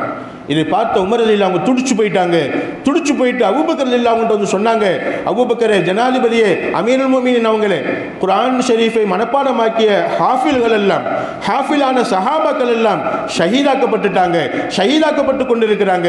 இன்னும் கொஞ்சம் பேர் மிச்சம் இருக்கிறாங்க. எனக்கு மனசுல ஒன்று தோணுது, நம்ம குர்ஆன் ஷரீஃபை யார்கிட்ட குர்ஆனுடைய ஆயத்துக்கள் இருக்கிறதோ, குர்ஆன் ஷரீஃபின் பிரதிகள், அதாவது எழுதிய ஒரு கைப்பட எழுதிய விஷயங்கள் இருக்கிறதோ, அனைத்தையும் வாங்கி ஒரு முழு குர்ஆனாக ஒன்று சேர்த்து ஒரு முழு பிரதியாக ஒன்று சேர்த்து வெளியிடலாமே என்று சொன்னபோது அபூபக்கர் ரலியல்லாஹு அவங்களுக்கு கோபம் வந்துருச்சு. என்ன சொன்னாங்க தெரியுமா? அன்பு தாய்மார்களே, பெருமானார் ஸல்லல்லாஹு அலைஹி வஸல்லம் செய்யாத, பெருமானார் ஸல்லல்லாஹு அலைஹி வஸல்லம் காலத்தில் செய்யாத, பெருமானார் ஸல்லல்லாஹு அலைஹி வஸல்லம் காலத்தில் 30 ஜுஸுக்கள் கொண்ட ஒரு முழு குர்ஆன் நிச்சயமாக புத்தக வடிவத்தில் கிடையாது, புத்தக வடிவத்தில் கிடையாது. எனவே அபூபக்கர் ரலியல்லாஹு அவங்க சொன்னாங்க, நபி காலத்தில் இல்லாத ஒன்றை நான் செய்ய மாட்டேன், நான் செய்ய மாட்டேன். அன்பு தாய்மார்களே, இன்னைக்கும் சில சகோதரர்கள் நபி ஸல்லல்லாஹு அலைஹி வஸல்லம் செஞ்சாங்களா, அவங்க காலத்தில் இருந்துச்சா, அவங்க காலத்தில் இல்லாததை செய்வது அது பித்அத் ஆகுமே என்பதாக சொல்லி சில நல்ல காரியங்களை விட்டுருவாங்க, சில நல்ல காரியங்களை விட்டுருவாங்க. அன்பு தாய்மார்களே, இதே வார்த்தையை அபூபக்கர் ரலியல்லாஹு சொன்னாங்க. நபி ஸல்லல்லாஹு அலைஹி வஸல்லம் காலத்தில் இல்லை, 30 ஜுஸுக்கள் கொண்ட பிறகு இல்லை, அவங்க ஒன்று சேர்க்க சொல்லவும் இல்லை, குர்ஆனை ஒன்று சேருங்க அப்படின்னு சொல்லவும் இல்லை. எனவே நாம் எப்படி ஒன்று சேர்ப்பது? அவங்க சொல்லாத, அவங்க காலத்தில் செயல்படாத, அவங்க காலத்தில் செய்யப்படாத ஒன்று நாம் எப்படி செய்வது? அதுக்கு நான் ஒருபோதும் அனுமதிக்க மாட்டேன் அப்படின்ட்டாங்க அபூபக்கர் ரலியல்லாஹு. உமர் ரலியல்லாஹு அவங்க சும்மா விடலை, சஹாபாக்களை தூணுனாங்க, எல்லா சஹாபாக்கள்கிட்டையும் சொன்னாங்க, சொல்லிக்கிட்டே இருந்தாங்க. மீண்டும் மீண்டும் போய் அபூபக்கர் ரலியல்லாஹு அவங்கள்ட்ட சொன்னாங்க, இல்லை அமீருல் முஃமினீன், இல்லை ஜனாதிபதி அவங்களே, தயக்கம் காட்டாதீங்க, யோசிக்காதீங்க. குர்ஆனை நீங்கள் ஒன்று சேர்க்காவிட்டால், ஒன்று சேர்ப்பதற்கு நீங்கள் முயற்சி செய்யாவிட்டால் பின்னாடி வரக்கூடிய நம்ம உம்மத்துக்கு இந்த குர்ஆன் போய் சேராமல் போய்விடும், இந்த குர்ஆனுடைய பிரதிகள் தெரியாமல் போய்விடும், நம்மளோடு இந்த குர்ஆன் முடிந்துவிடும். எனவே குர்ஆன் ஷரீஃப் இந்த உம்மத்துடைய கடைசி நபர் வரைக்கும் போகணுமா, கண்டிப்பா புத்தக வடிவத்தில் ஒன்று சேருங்க என்பதாக உமர் ரலியல்லாஹு அவங்க மீண்டும் மீண்டும் வலியுறுத்தினாங்க அபூபக்கர் ரலியல்லாஹு அன்ஹு. அப்பதான் அபூபக்கர் ரலியல்லாஹு அவங்க யோசிச்சாங்க, உமர் சொல்வதும் சரிதான், எல்லாரும் மௌத்தாயிட்டா பின்னாடி உள்ள உம்மத்துக்கு எப்படி இந்த குர்ஆன் போகும், எப்படி இந்த குர்ஆனை கொண்டு போக முடியும் என்பதாக யோசிச்சு அபூபக்கர் ரலியல்லாஹு அன்ஹு அவங்க ஃபர்ஸ்ட் ஒரு 40 சஹாபாக்களை, 80 வரும், 100 பேர் வரும், ஆக குறிப்பிட்ட ஒரு சஹாபாக்களை தேர்ந்தெடுத்து அதில் ஜனாதிபதிகள் அறிவிக்கப்பட்ட அபூபக்கர் ரலியல்லாஹு அன்ஹு, உமர் ரலியல்லாஹு அன்ஹு, உஸ்மான் ரலியல்லாஹு அன்ஹு, அலி ரலியல்லாஹு அன்ஹு, இந்த 4 பேரையும் அதில் ஒரு முக்கிய பொறுப்பில் போட்டு இந்த 4 பேருடைய கண்காணிப்பில் என்ன செய்வாங்க, குர்ஆன் ஷரீஃபை ஒன்று சேர்ப்பதில் இந்த குழு ஈடுபடும் என்பதாக சொன்னாங்க. 40 பேருங்கிறது உறுதியான சொல். அந்த 40 சஹாபாக்களும் ஒன்று சேர்ந்து யார்கிட்ட என்னென்ன ஆயத்துக்கள் இருக்கு எல்லா ஆயத்துக்களையும் வாங்க ஆரம்பிச்சாங்க. அப்போ அபூபக்கர் ரலியல்லாஹு அவங்க கொஞ்ச காலத்தில் 2 வருஷம் அந்த கொஞ்ச காலத்தில் அவங்க வஃபாத் ஆயிடுறாங்க. அவங்க மரணமானதுக்கு பின்னாடி உமர் ரலியல்லாஹு அவங்க வர்றாங்க. உமர் ரலியல்லாஹு அவங்க காலத்திலையும் ஒன்று சேர்க்கப்படுது. அவங்களுடைய வஃபாத் காலத்திலையும், அதாவது அவங்க ஹயாத்துள்ள காலத்திலையும் இந்த குர்ஆன் ஒன்று சேர்த்து முடிக்கப்படாமையே உமர் ரலியல்லாஹு அவங்களும் வஃபாத் ஆயிட்டாங்க. அன்பு தாய்மார்களே, 3வது ஜனாதிபதி உஸ்மான் ரலியல்லாஹு அவங்க வர்றாங்க.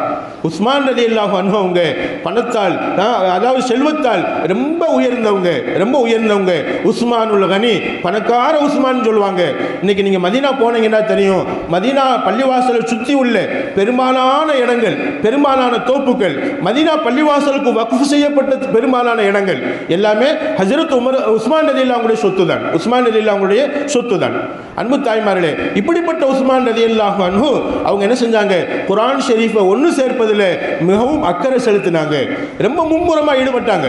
என் ஆட்சிக்குள்ளே இந்த குர்ஆன் ஷரீஃபுடைய பிரதிகள் வெளியிடப்பட வேண்டும். அன்பு தாய்மார்களே, குர்ஆன் ஷரீஃப் ஒன்று சேர்க்கப்பட்டது. குர்ஆன் ஷரீஃப் ஒன்று சேர்க்கப்பட்டு உஸ்மான் ரலியல்லாஹு அவங்க காலத்தில் ஒரு முழு புத்தகமாக 30 ஜுஸுக்களாக 114 சூறாக்களாக 6666 ஆயத்துகளாக ஒன்று சேர்க்கப்பட்டு ஒரு முழு புத்தகமாக வெளியிடப்பட்டது.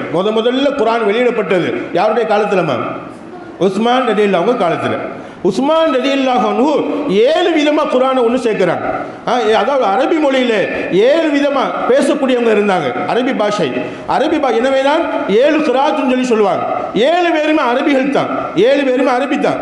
எப்படி நம்ம தமிழ்நாட்டில் இருக்கிறோம், நம்ம பகுதியில் பேசக்கூடிய தமிழ் ஒரு மாதிரியாக இருக்கும், அதான் நல்லா இருக்கும், தெளிவாக இருக்கும். நம்ம பகுதி திருச்சி, திண்டுக்கல், தேனி இந்த பக்கம் உள்ள தமிழ் நல்ல தெளிவாக இருக்கும்.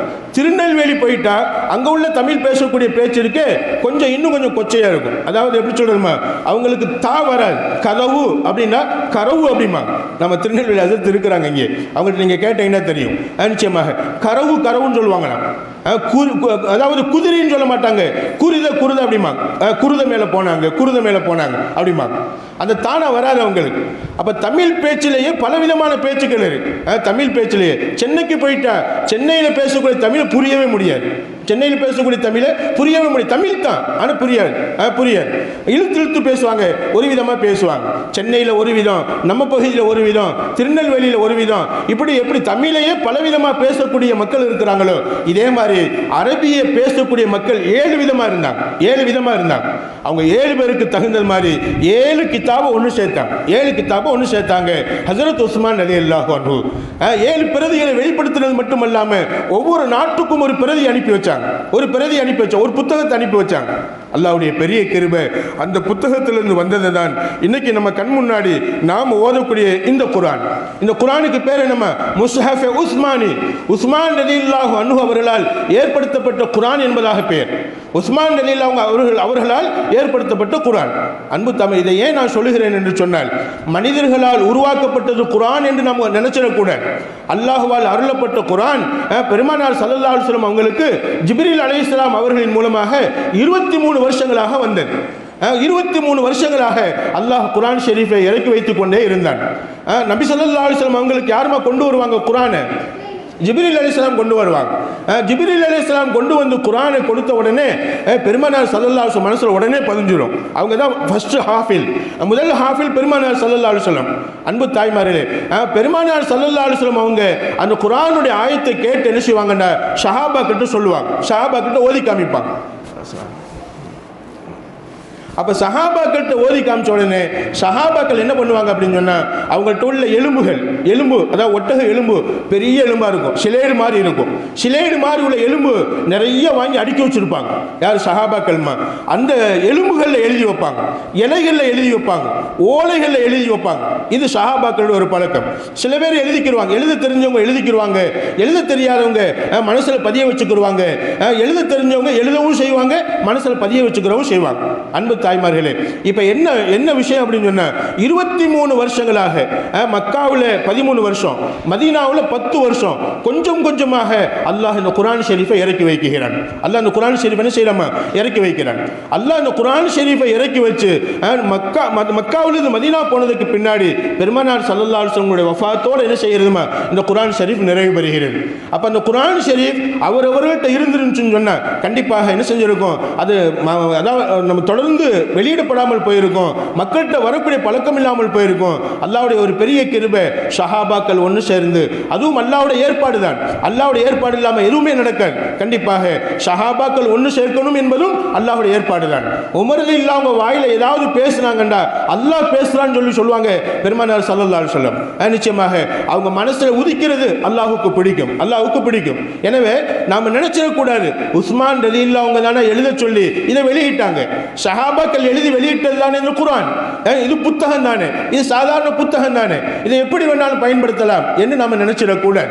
அன்பு தாய்மார்களே, எப்பொழுது குர்ஆன் ஒரு முழு வடிவத்தில் வந்து விட்டதோ கண்டிப்பாக இது மகத்துவமானது, இது உயர்வானது. அந்த புத்தகம் உள்ள புத்தகங்களிலேயே ரொம்ப தனித்துவம் வாய்ந்தது. அல்லாஹ்வுடைய எல்லா விதமான அருளுக்கும் உட்பட்டது. அன்பு தாய்மார்களே, உங்களுக்கு தெரிஞ்ச விஷயம் திரும்பவும் நான் நினைவுபடுத்துகிறேன். பல பயான்கள் முன்னாடி நான் சொல்லியிருப்பேன் இன்ஷா அல்லாஹ். அப்போ மக்காவில் எத்தனை வருஷம் இந்த குர்ஆன் இறங்குச்சு? 13 வருஷம். மதீனாவில் எத்தனை வருஷம் இந்த குர்ஆன் இறங்குச்சு? 10 வருஷம். அப்போ இந்த குர்ஆன் அல்லாஹ் மொத்தம் எத்தனை வருஷத்தில் இறக்கி வச்சாமா? 23 வருஷங்களாக அல்லாஹ் இறக்கி வச்சான். எத்தனை வருஷமா? 23 வருஷங்களாக அல்லாஹ் இறக்கி வச்சான். இப்போ மக்காவில் இறங்கின சூறாக்கள் எத்தனை அப்படின்னு எடுத்துக்கிட்டா 85 சூறாக்கள். மக்காவில் இறங்கின சூறாக்கள் எத்தனைமா? இதில் முன்பின்னாவும் சொல்லுவாங்க, இருந்தால் உறுதியான சொல்லி என்ன அப்படின்னு சொன்னால் 85 சூறாக்கள். மக்காவில் இறங்கின சூறாக்கள் என்னமா? 85 சூறாக்கள். மதீனாவில் இறங்கின சூறாக்கள் எத்தனைமா? 29 சூறாக்கள். 85 29 கூட்டுங்களேம்மா. ஏமா 114. அப்போ குர்ஆன் ஷெரீஃபில் நீங்கள் எடுத்து பார்த்தீங்கன்னா தெரியும், கடைசியில் குல் அஊது பிரப்பின் நாஸ் சூராவில் நம்பர் போட்டிருப்பாங்க 114 அப்படின்னு. அப்போ மொத்தம் 114 சூறாக்கள். 114 சூறாக்கள். குர்ஆன் ஷரீஃபில் அல்லாஹ் 114 சூறாக்களை இறக்கி வச்சிருக்கிறான். நிச்சயமாக அப்போ 114 சூறாக்கள். இதில் வந்து ஆயத்துக்கள் முதல்ல இறங்கின ஆயத்து, கடைசியில் இறங்கின ஆயத்து, நடுவில் இறங்கின ஆயத்து அப்படிங்கிற ஆயத்துக்களை பிரிச்சுன்னு சொன்னால் குழம்பி போயிடும். அன்பு தாய்மார்களே, முதல்ல இறங்கின ஆயத்து என்னமா? இக்ரா பிஸ்மி ரப்பிக்கல் லதீ ஹலக். நிச்சயமாக கடைசியில் இறங்கின ஆயத்து இதா ஜா நஸ்ருல்லாஹ்னு சொல்லுவாங்க. இன்னும் பல கருத்துகள் இருக்கு, அர்த்தங்கள் இருக்குது, பல ஆயத்துக்களை சொல்லுவாங்க. அன்பு தாய்மார்களே, அதுக்கு நாம போக வேண்டிய அவசியம் இல்லை. அல்லாஹ் அறிந்தவன். ஆனாலும் கூட நிச்சயமாக ஸஹாபாக்களால் ஒன்று சேர்க்கப்பட்ட இந்த குர்ஆன் பெருமானார் ஸல்லல்லாஹு அலைஹி வஸல்லம் ஓதி காண்பிக்கப்பட்ட வழிமுறைப்படி அவங்க எப்படி சூறாக்களாக ஓதி காட்டினாங்களோ, பக்ரா சூரா, ஆல இம்ரான் சூரா, சூரத்துன் நிசா, இப்படி சொல்லி சூறாக்களை பிரித்து ஒவ்வொரு சூறாக்களாக பெயர் வச்சு, சூறாக்களுடைய பெயர் வச்சது யாருமா? பெருமானார் ஸல்லல்லாஹு அலைஹி வஸல்லம். அந்த சூறாக்களுடைய பெயரினுடைய அடிப்படையில் தான் ஸஹாபாக்கள் ஒன்று சேர்த்தாங்க. அப்போ 114 சூறாக்கள். சூரான என்னமா அர்த்தம்? சூரான என்னமா அர்த்தம்? முன்னாடி சொல்லியிருக்கேன்னு நினைக்கிறேன். சூரான என்னமா அர்த்தம்? தலைப்பு. சூரான என்ன அர்த்தம்? தலைப்பு. அப்போ குர்ஆன் ஷரீஃபில் எத்தனை தலைப்பு இருக்குதுமா? 114 தலைப்புகள் இருக்குது. 114 தலைப்புகளில் அல் ஃபாத்திஹா. அல் ஃபாத்திஹா என்பது ஒரு தலைப்பு. ஃபாத்திஹா சூரா. ஃபாத்திஹா சூரா இருமா? அல்ஹம்து சூரா. ஃபாத்திஹானா குர்ஆனுடைய ஆரம்பம், ஆரம்பிக்கக்கூடிய சூரா, ஆரம்பமான சூரா, முதல் சூரா அப்படிங்கிறதுனால அந்த சூராவுக்கு பேர் அல் ஃபாத்திஹா. ரெண்டாவது சூராவுக்கு பேர் என்னம்மா? அல் பக்ரா. பக்ரான்னு சொன்னால் மாடுன்னு அர்த்தம். ஏன் அந்த பக்ராங்கிற பேர் வந்துச்சு? மாட்டை பற்றி அங்கே அல்லாஹ் பேசுவான், அந்த சூறாவில் பேசுவான். இப்படி ஒவ்வொரு சூறாவுக்கும் ஒரு பேர் வச்சு நிச்சயமாக 114 தலைப்புகளில் அல்லாஹ் இந்த குர்ஆனை இறக்கி வச்சான். அப்போ 114 சூறா. சூறான்னு என்ன அர்த்தம்? தலைப்பு. நல்லா ஞாபகம் வச்சுக்கோங்கம்மா. எப்போவெல்லாம் சூறாங்கிற பேர் சொல்லப்படுதோ, சூறாங்கிறது அரபி. சூறாங்கிறது அரபி. ஷீன் வாவ் ரா குண்டுத்தா. சூறாங்கிறது அரபி. அந்த அரபி வாசகத்துக்கு தமிழில் என்ன பொருள்னு கேட்டால் தலைப்புன்னு அர்த்தம். தமிழ் என்னமா பொருள்? தலைப்பு. அன்பு தாய்மார்களே, ஆயத்துன்னு ஒன்று சொல்லுவோம். ஆயத்தில் என்ன அர்த்தம்? ஆயத்தில் என்ன அர்த்தம்? வரிகள். வரி. ஒரு வரி, 2 வரி, 3 வரின்னு சொல்லுவோமா இல்லையா? நிச்சயமாக அந்த வரி ஒரு வரி. அல்ஹம்துலில்லாஹி ரப்பில் ஆலமீன் ஒரு ரவுண்டு போட்டிருப்பாங்க. அந்த ரவுண்டோட ஒரு வரி முடியுது. அர் ரஹ்மானிர் ரஹீம் அடுத்த வரி. மாலிக் யௌமித்தீன் அடுத்த வரி. நிச்சயமா இப்படி ஒரு வரி. ஒரு வரி. இப்போ அல்ஹம்து சூரா எடுத்துக்கிட்டால் 7 ஆயத்து இருக்கும். இப்போ இந்த ஒவ்வொரு ஆயத்தும் சொன்னால் என்ன அர்த்தம்? வரி. நிச்சயமா வரின்னு சொன்னால் ஒவ்வொரு அடுக்கு வரி, கோடு போடப்பட்ட வரியை நீங்கள் நினைக்கக்கூடாது. ஒவ்வொரு ரவுண்டிலையும் ஒரு ஆயத்து முடியும், ஒரு வரி முடியும். ஒரு முழு வாசகம் நிறைவேறக்கூடிய ஒரு வரிக்கு பேர் தான் ஆயத். ஒரு ஆயத், அத்தியாயம் அப்படின்னு சொல்லி சொல்லுவாங்க. அதாவது ஒரு ஆயத்துன்னு சொன்னால் என்ன அர்த்தம்? ஆயத்துக்கு பலவிதமான அர்த்தம் சொல்லுவாங்க. அத்தாட்சின்னு சொல்லுவாங்க, தலீல் ஆதாரம் சொல்லுவாங்க, மோஜிசா அற்புதமான வரின்னு சொல்லி சொல்லுவாங்க. ஆயத்துக்கு பல அர்த்தம் இருக்கு. ஆனால் நம்ம சுருக்கமாக விளங்கிக்கிற அர்த்தம் வரி என்பதாக புரிஞ்சுக்கங்க இன்ஷா அல்லாஹ். குர்ஆன் ஷரீஃப் எடுத்துக்கிட்டா மொத்தம் எத்தனை வரிகள் இருக்கு? எத்தனை வரிகள் இருக்கு? முழு வரிகள், முழுமையான வரிகள் எத்தனை வரிகள் இருக்கு அப்படின்னு சொல்லி நம்ம எடுத்துக்கிட்டா எத்தனை வரிமா? 6666 ஆயத்துக்கள், வரிகள் குர்ஆன் ஷரீஃபில் இருக்கு. இந்த 6666 ஆயத்துகளை அல்லாஹ் எத்தனை பகுதிகளாக இறக்குறாமா? எத்தனை பகுதிகள்மா? பகுதினா நம்ம ஜுசுன்னா பகுதிகள். 30 பகுதிகளாக அல்லாஹ் இறக்குறான். 30 ஜுசுக்களாக. அன்பு தாய்மார்களே, 30 ஜுசுக்களாக இறக்குகிறான். நீங்கள் குர்ஆன் ஷரீஃப் ஓதும்போது பாருங்க, கீழே போட்டிருப்பாங்க மன்சில் 1, மன்சில் 2, மன்சில் 3ன்னு போட்டிருப்பாங்க. மொத்தம் குர்ஆன் ஃபுல்லாக 7 மன்சில் இருக்கும். குர்ஆன் ஃபுல்லாக எத்தனை மன்சில் இருக்குமா? 7 மன்சில் இருக்கும். அந்த மன்சில்னு போட்டதுக்கு காரணம் என்ன அப்படின்னு சொன்னால், 1வது மன்சில் ஒரு வாரத்தில் ஓதணும், 2வது மன்சில் இன்னொரு வாரத்தில் ஓதணும். நிச்சயமாக அதாவது ஒரு மனுஷன் 7 மனுஷன் இருக்கும். 7 மனுஷன் என்ன செஞ்சுக்கணும்? ஒரு நாளைக்கு ஒரு மனுஷன் வச்சுக்கிட்டா ஒரு வாரத்தில் ஒரு குர்ஆன் முடிச்சிடலாம். ஒரு வாரத்தில் என்ன செய்யலாமா? ஒரு குர்ஆன் முடிச்சிடலாம். ஒரு வாரத்தில், அதாவது ஒரு நாளைக்கு ஒரு மனுஷன் முடிக்க முடியலையா?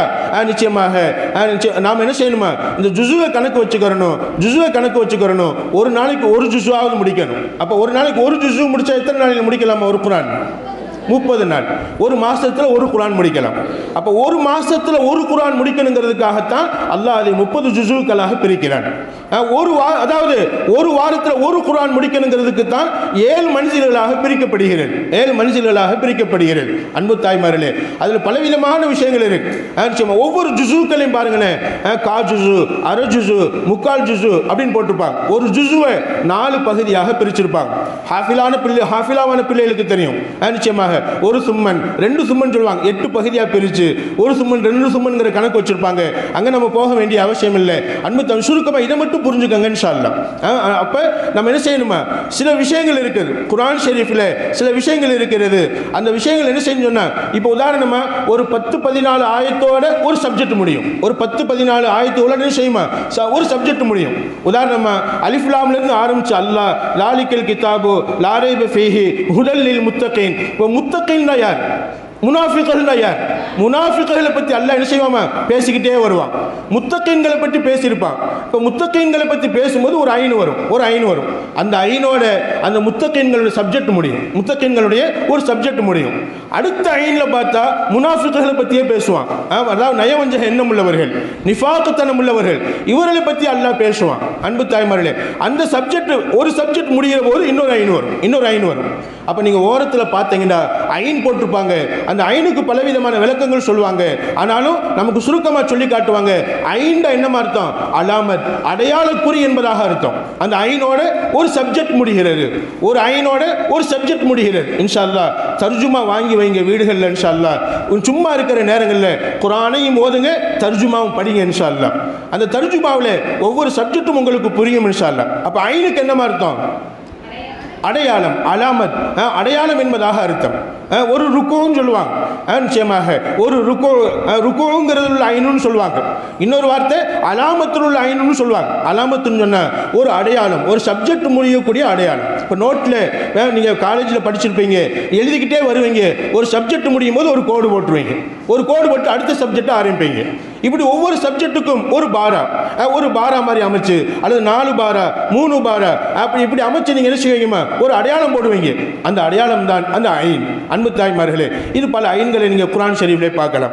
இப்படி குர்ஆன் ஷரீஃபில் உள்ள விஷயங்களை நம்ம என்ன செய்யணுமா, நிறைய விஷயங்கள் இருக்கும். இன்னும் நிறைய விஷயங்கள் இருக்கு. அதை நம்ம சொல்லணும்னால் சொல்லிக்கொண்டே இருக்கலாம். குர்ஆனுடைய எழுத்துக்களுக்கு, அந்த ஆயத்துக்களுக்கு மேலே, ஒவ்வொரு ஆயத்துக்களுக்கு மேலே மீம் போட்டிருப்பாங்க, லாம் அலிஃப் போட்டிருப்பாங்க. நீங்கள் குர்ஆனுடைய கடைசி பக்கத்தில் தர்ஜுமா எடுத்து படிச்சு பாருங்க, அதில் எல்லா விளக்கமும் போட்டிருப்பாங்க. லாம் அலிஃப் போட்டால் என்ன அர்த்தம், காஃப் போட்டால் என்ன அர்த்தம், கிஃப்னு போட்டால் என்ன அர்த்தம், மீமும் போட்டால் என்ன அர்த்தம், எங்கே நுப்பாட்டணும், எங்கே நுப்பாட்டக்கூடாது. நிச்சயமாக சில குர்ஆனுடைய ஆயத்துக்கு மேலே நீங்கள் பார்த்துருப்பீங்க. அலிஃப் லாம் மீம் லாலிக்கல் கிதாபு லா ரைப ஃபீஹி ஹுதல் லில் முத்தகீன். இப்போ லா ரைபவுக்கும் ஃபீஹுக்கு இடையில என்ன செய்வாங்கம்மா 3 புள்ளி வச்சிருப்பாங்க. 3 புள்ளி வச்சிருப்பாங்க. இப்போ 3 புள்ளி 2 இடத்துல வரும்.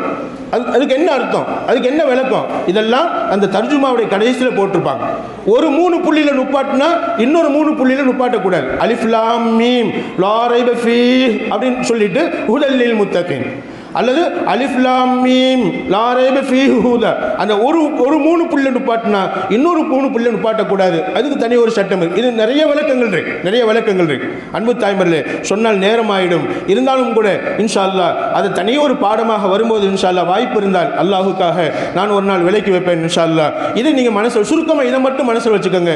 ஜுஸூன்னா என்ன அர்த்தம்? பகுதிகள். சூரானா என்ன அர்த்தம்? தலைப்புகள். பார்த்துன்னு சொல்கிறீங்க, டக்குன்னு வர மாட்டேன். சூறான நம்ம தலைப்புகள். மன்சில் என்ன அர்த்தம்? நிறுத்தும் இடங்கள். அதாவது மன்சில்னா வீடுன்னு அர்த்தம். அசல்ல 7 மன்சில்னா நிறுத்தும் இடம். அந்த 7 வாரத்தில் நம்ம ஒவ்வொரு நாள் ஒரு மன்சில் ஓதி வாரத்தில் ஒரு நாள் குர்ஆனை முடிக்கக்கூடிய ஒரு அடையாளம். ஐனுக்கு என்ன அர்த்தம்? ஐனுக்கு அடையாளம் அப்படின்னு அர்த்தம். இப்படி இதை என்ன செஞ்சுக்காங்கம்மா புரிஞ்சுக்காங்க இன்ஷா அல்லாஹ். அன்பு தாய்மார், இதை ஏன் இப்போ சொல்லுகிறேன்னு சொன்னால், இவ்வளவு அற்புதமான விஷயங்களை உள்ளடக்கிய இந்த குர்ஆன் 3 வேதங்களை மாற்றிட்டாங்க. 3 வேதங்களை மாற்றிட்டாங்க. என்னென்ன 3 வேதமா? தௌராத் வேதத்தை மாற்றிட்டாங்க, ஜபூர் வேதத்தை மாற்றிட்டாங்க, இஞ்சில் வேதத்தை மாற்றிட்டாங்க. இஞ்சில் வேதத்துக்கு இன்னொரு பேர் தான் பைபிள். பைபிளிலே புது ஏற்பாடு பழைய ஏற்பாடு, பழைய ஏற்பாடு புது ஏற்பாடு. பழைய ஏற்பாடு அங்கே கொஞ்சம் மாற்றிருப்பாங்க, புது ஏற்பாடில் அறவே மாற்றிருப்பாங்க.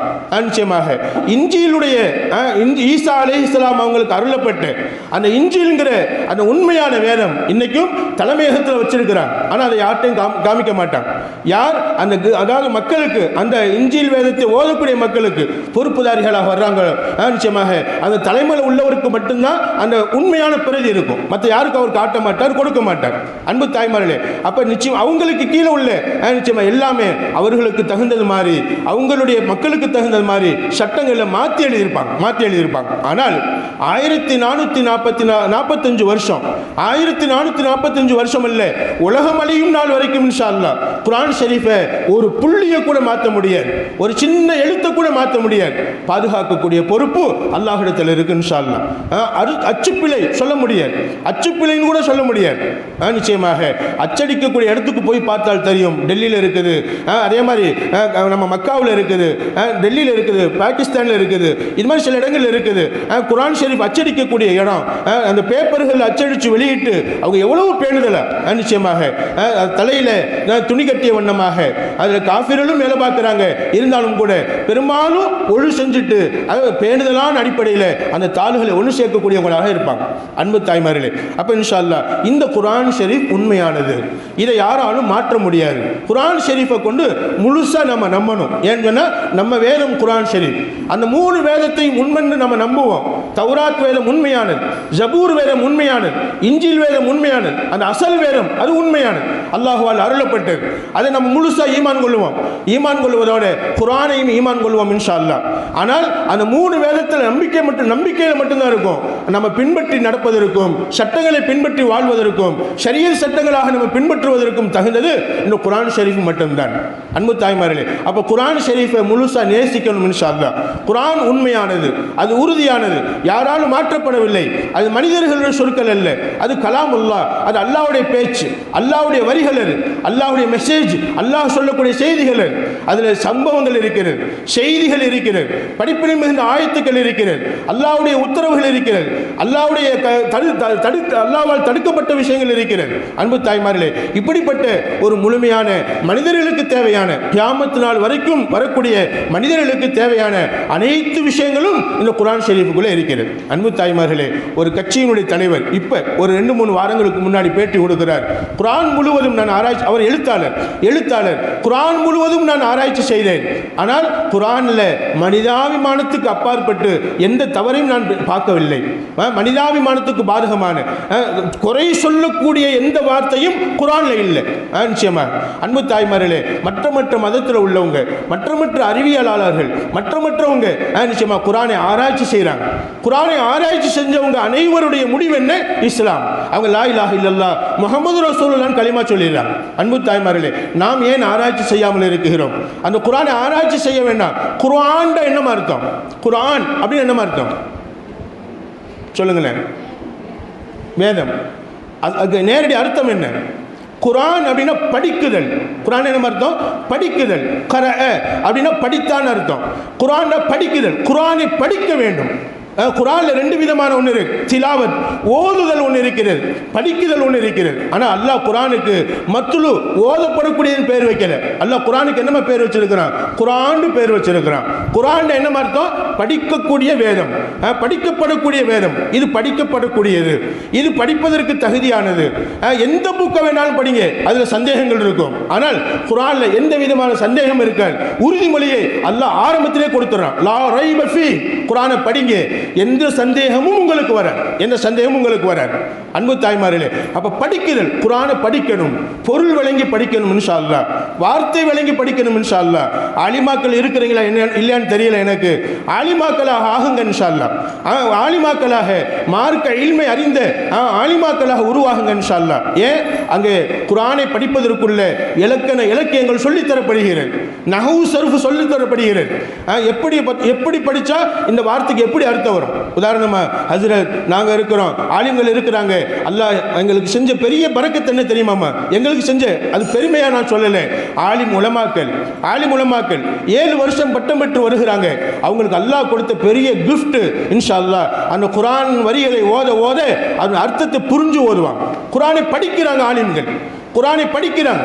நிச்சயமாக அவங்க ஆயத்தை சும்மா சாதாரணமாக சொல்லலை, அவங்க படிச்சுக்கிட்டே சொல்கிறாங்க. அன்பு தாய்மார்களே, ஓதுனாலும் நன்மை, படித்தால் அதை விட அதிகமான நன்மை இன்ஷா அல்லாஹ். எனவே நம்ம என்ன செய்யணுமா? ஓதணும், ஓதுறதை விடக்கூடாது. ஓதுவதற்கும் அல்லாஹ் பல மடங்கு நன்மை தருகிறான். அதோடு நம்ம பொருள் விளங்கி படிக்கும்போது இன்னும் அதிகமான நன்மைகளை அல்லாஹ் நமக்கு தருகிறான் இன்ஷா அல்லாஹ். அன்பு தாய்மார்களே, குர்ஆனுக்கு அல்லாஹ் குர்ஆன் ஷரீஃபில் 7 விதமான பெயர்களை சொல்கிறான். எத்தனை பேருமா? 7 விதமான பெயர்கள். ஒரு சகோதரி ஒரு கொஸ்டின் பேப்பர் கொடுத்துருந்தீங்க. நிச்சயமாக அந்த கொஸ்டின் பேப்பரில் இது ஒரு கேள்வி, குர்ஆனுக்கு எத்தனை பேர் அப்படின்னு கேட்டிருக்கிறாங்க. குர்ஆனுக்கு எத்தனை பேருமா? 7 பேர். 7 பேர். நிச்சயமாக அந்த 7ல் முதலாவது பேர் குர்ஆன். குர்ஆனுக்கு குர்ஆன் என்பதாக அல்லாஹ் பேர் வைக்கிறான். இக்ரா பிஸ்மி ரப்பிக்கல்லதி ஹலக். குர்ஆனுக்கு அல்லாஹ் முதல்ல பேர் வச்சது இக்ரா, படிங்கன்னு அல்லாஹ் சொல்கிறான். எனவே குர்ஆன் சொல்லுவாங்க. இன்னா அன்ஸல்னாஹு குர்ஆனன் அரபியன். நிச்சயமாக அல்லாஹ் குர்ஆன் ஷரீஃபில் சொல்லி காட்டுவான், இந்த குர்ஆனை அரபி பாஷையை சேர்ந்த குர்ஆனாக இறக்கி வச்சிருக்கிறோம் என்பதாக சொல்வான். இன்னொரு ஆயத்தில் ஃபீ லிசானின் அரபியின், அரபி பாஷையில் இறக்கி வச்சிருக்கிறோம் என்பதாக சொல்வான். அப்போ குர்ஆனுக்கு அல்லாஹ் குர்ஆன் பேர் சொல்றான்.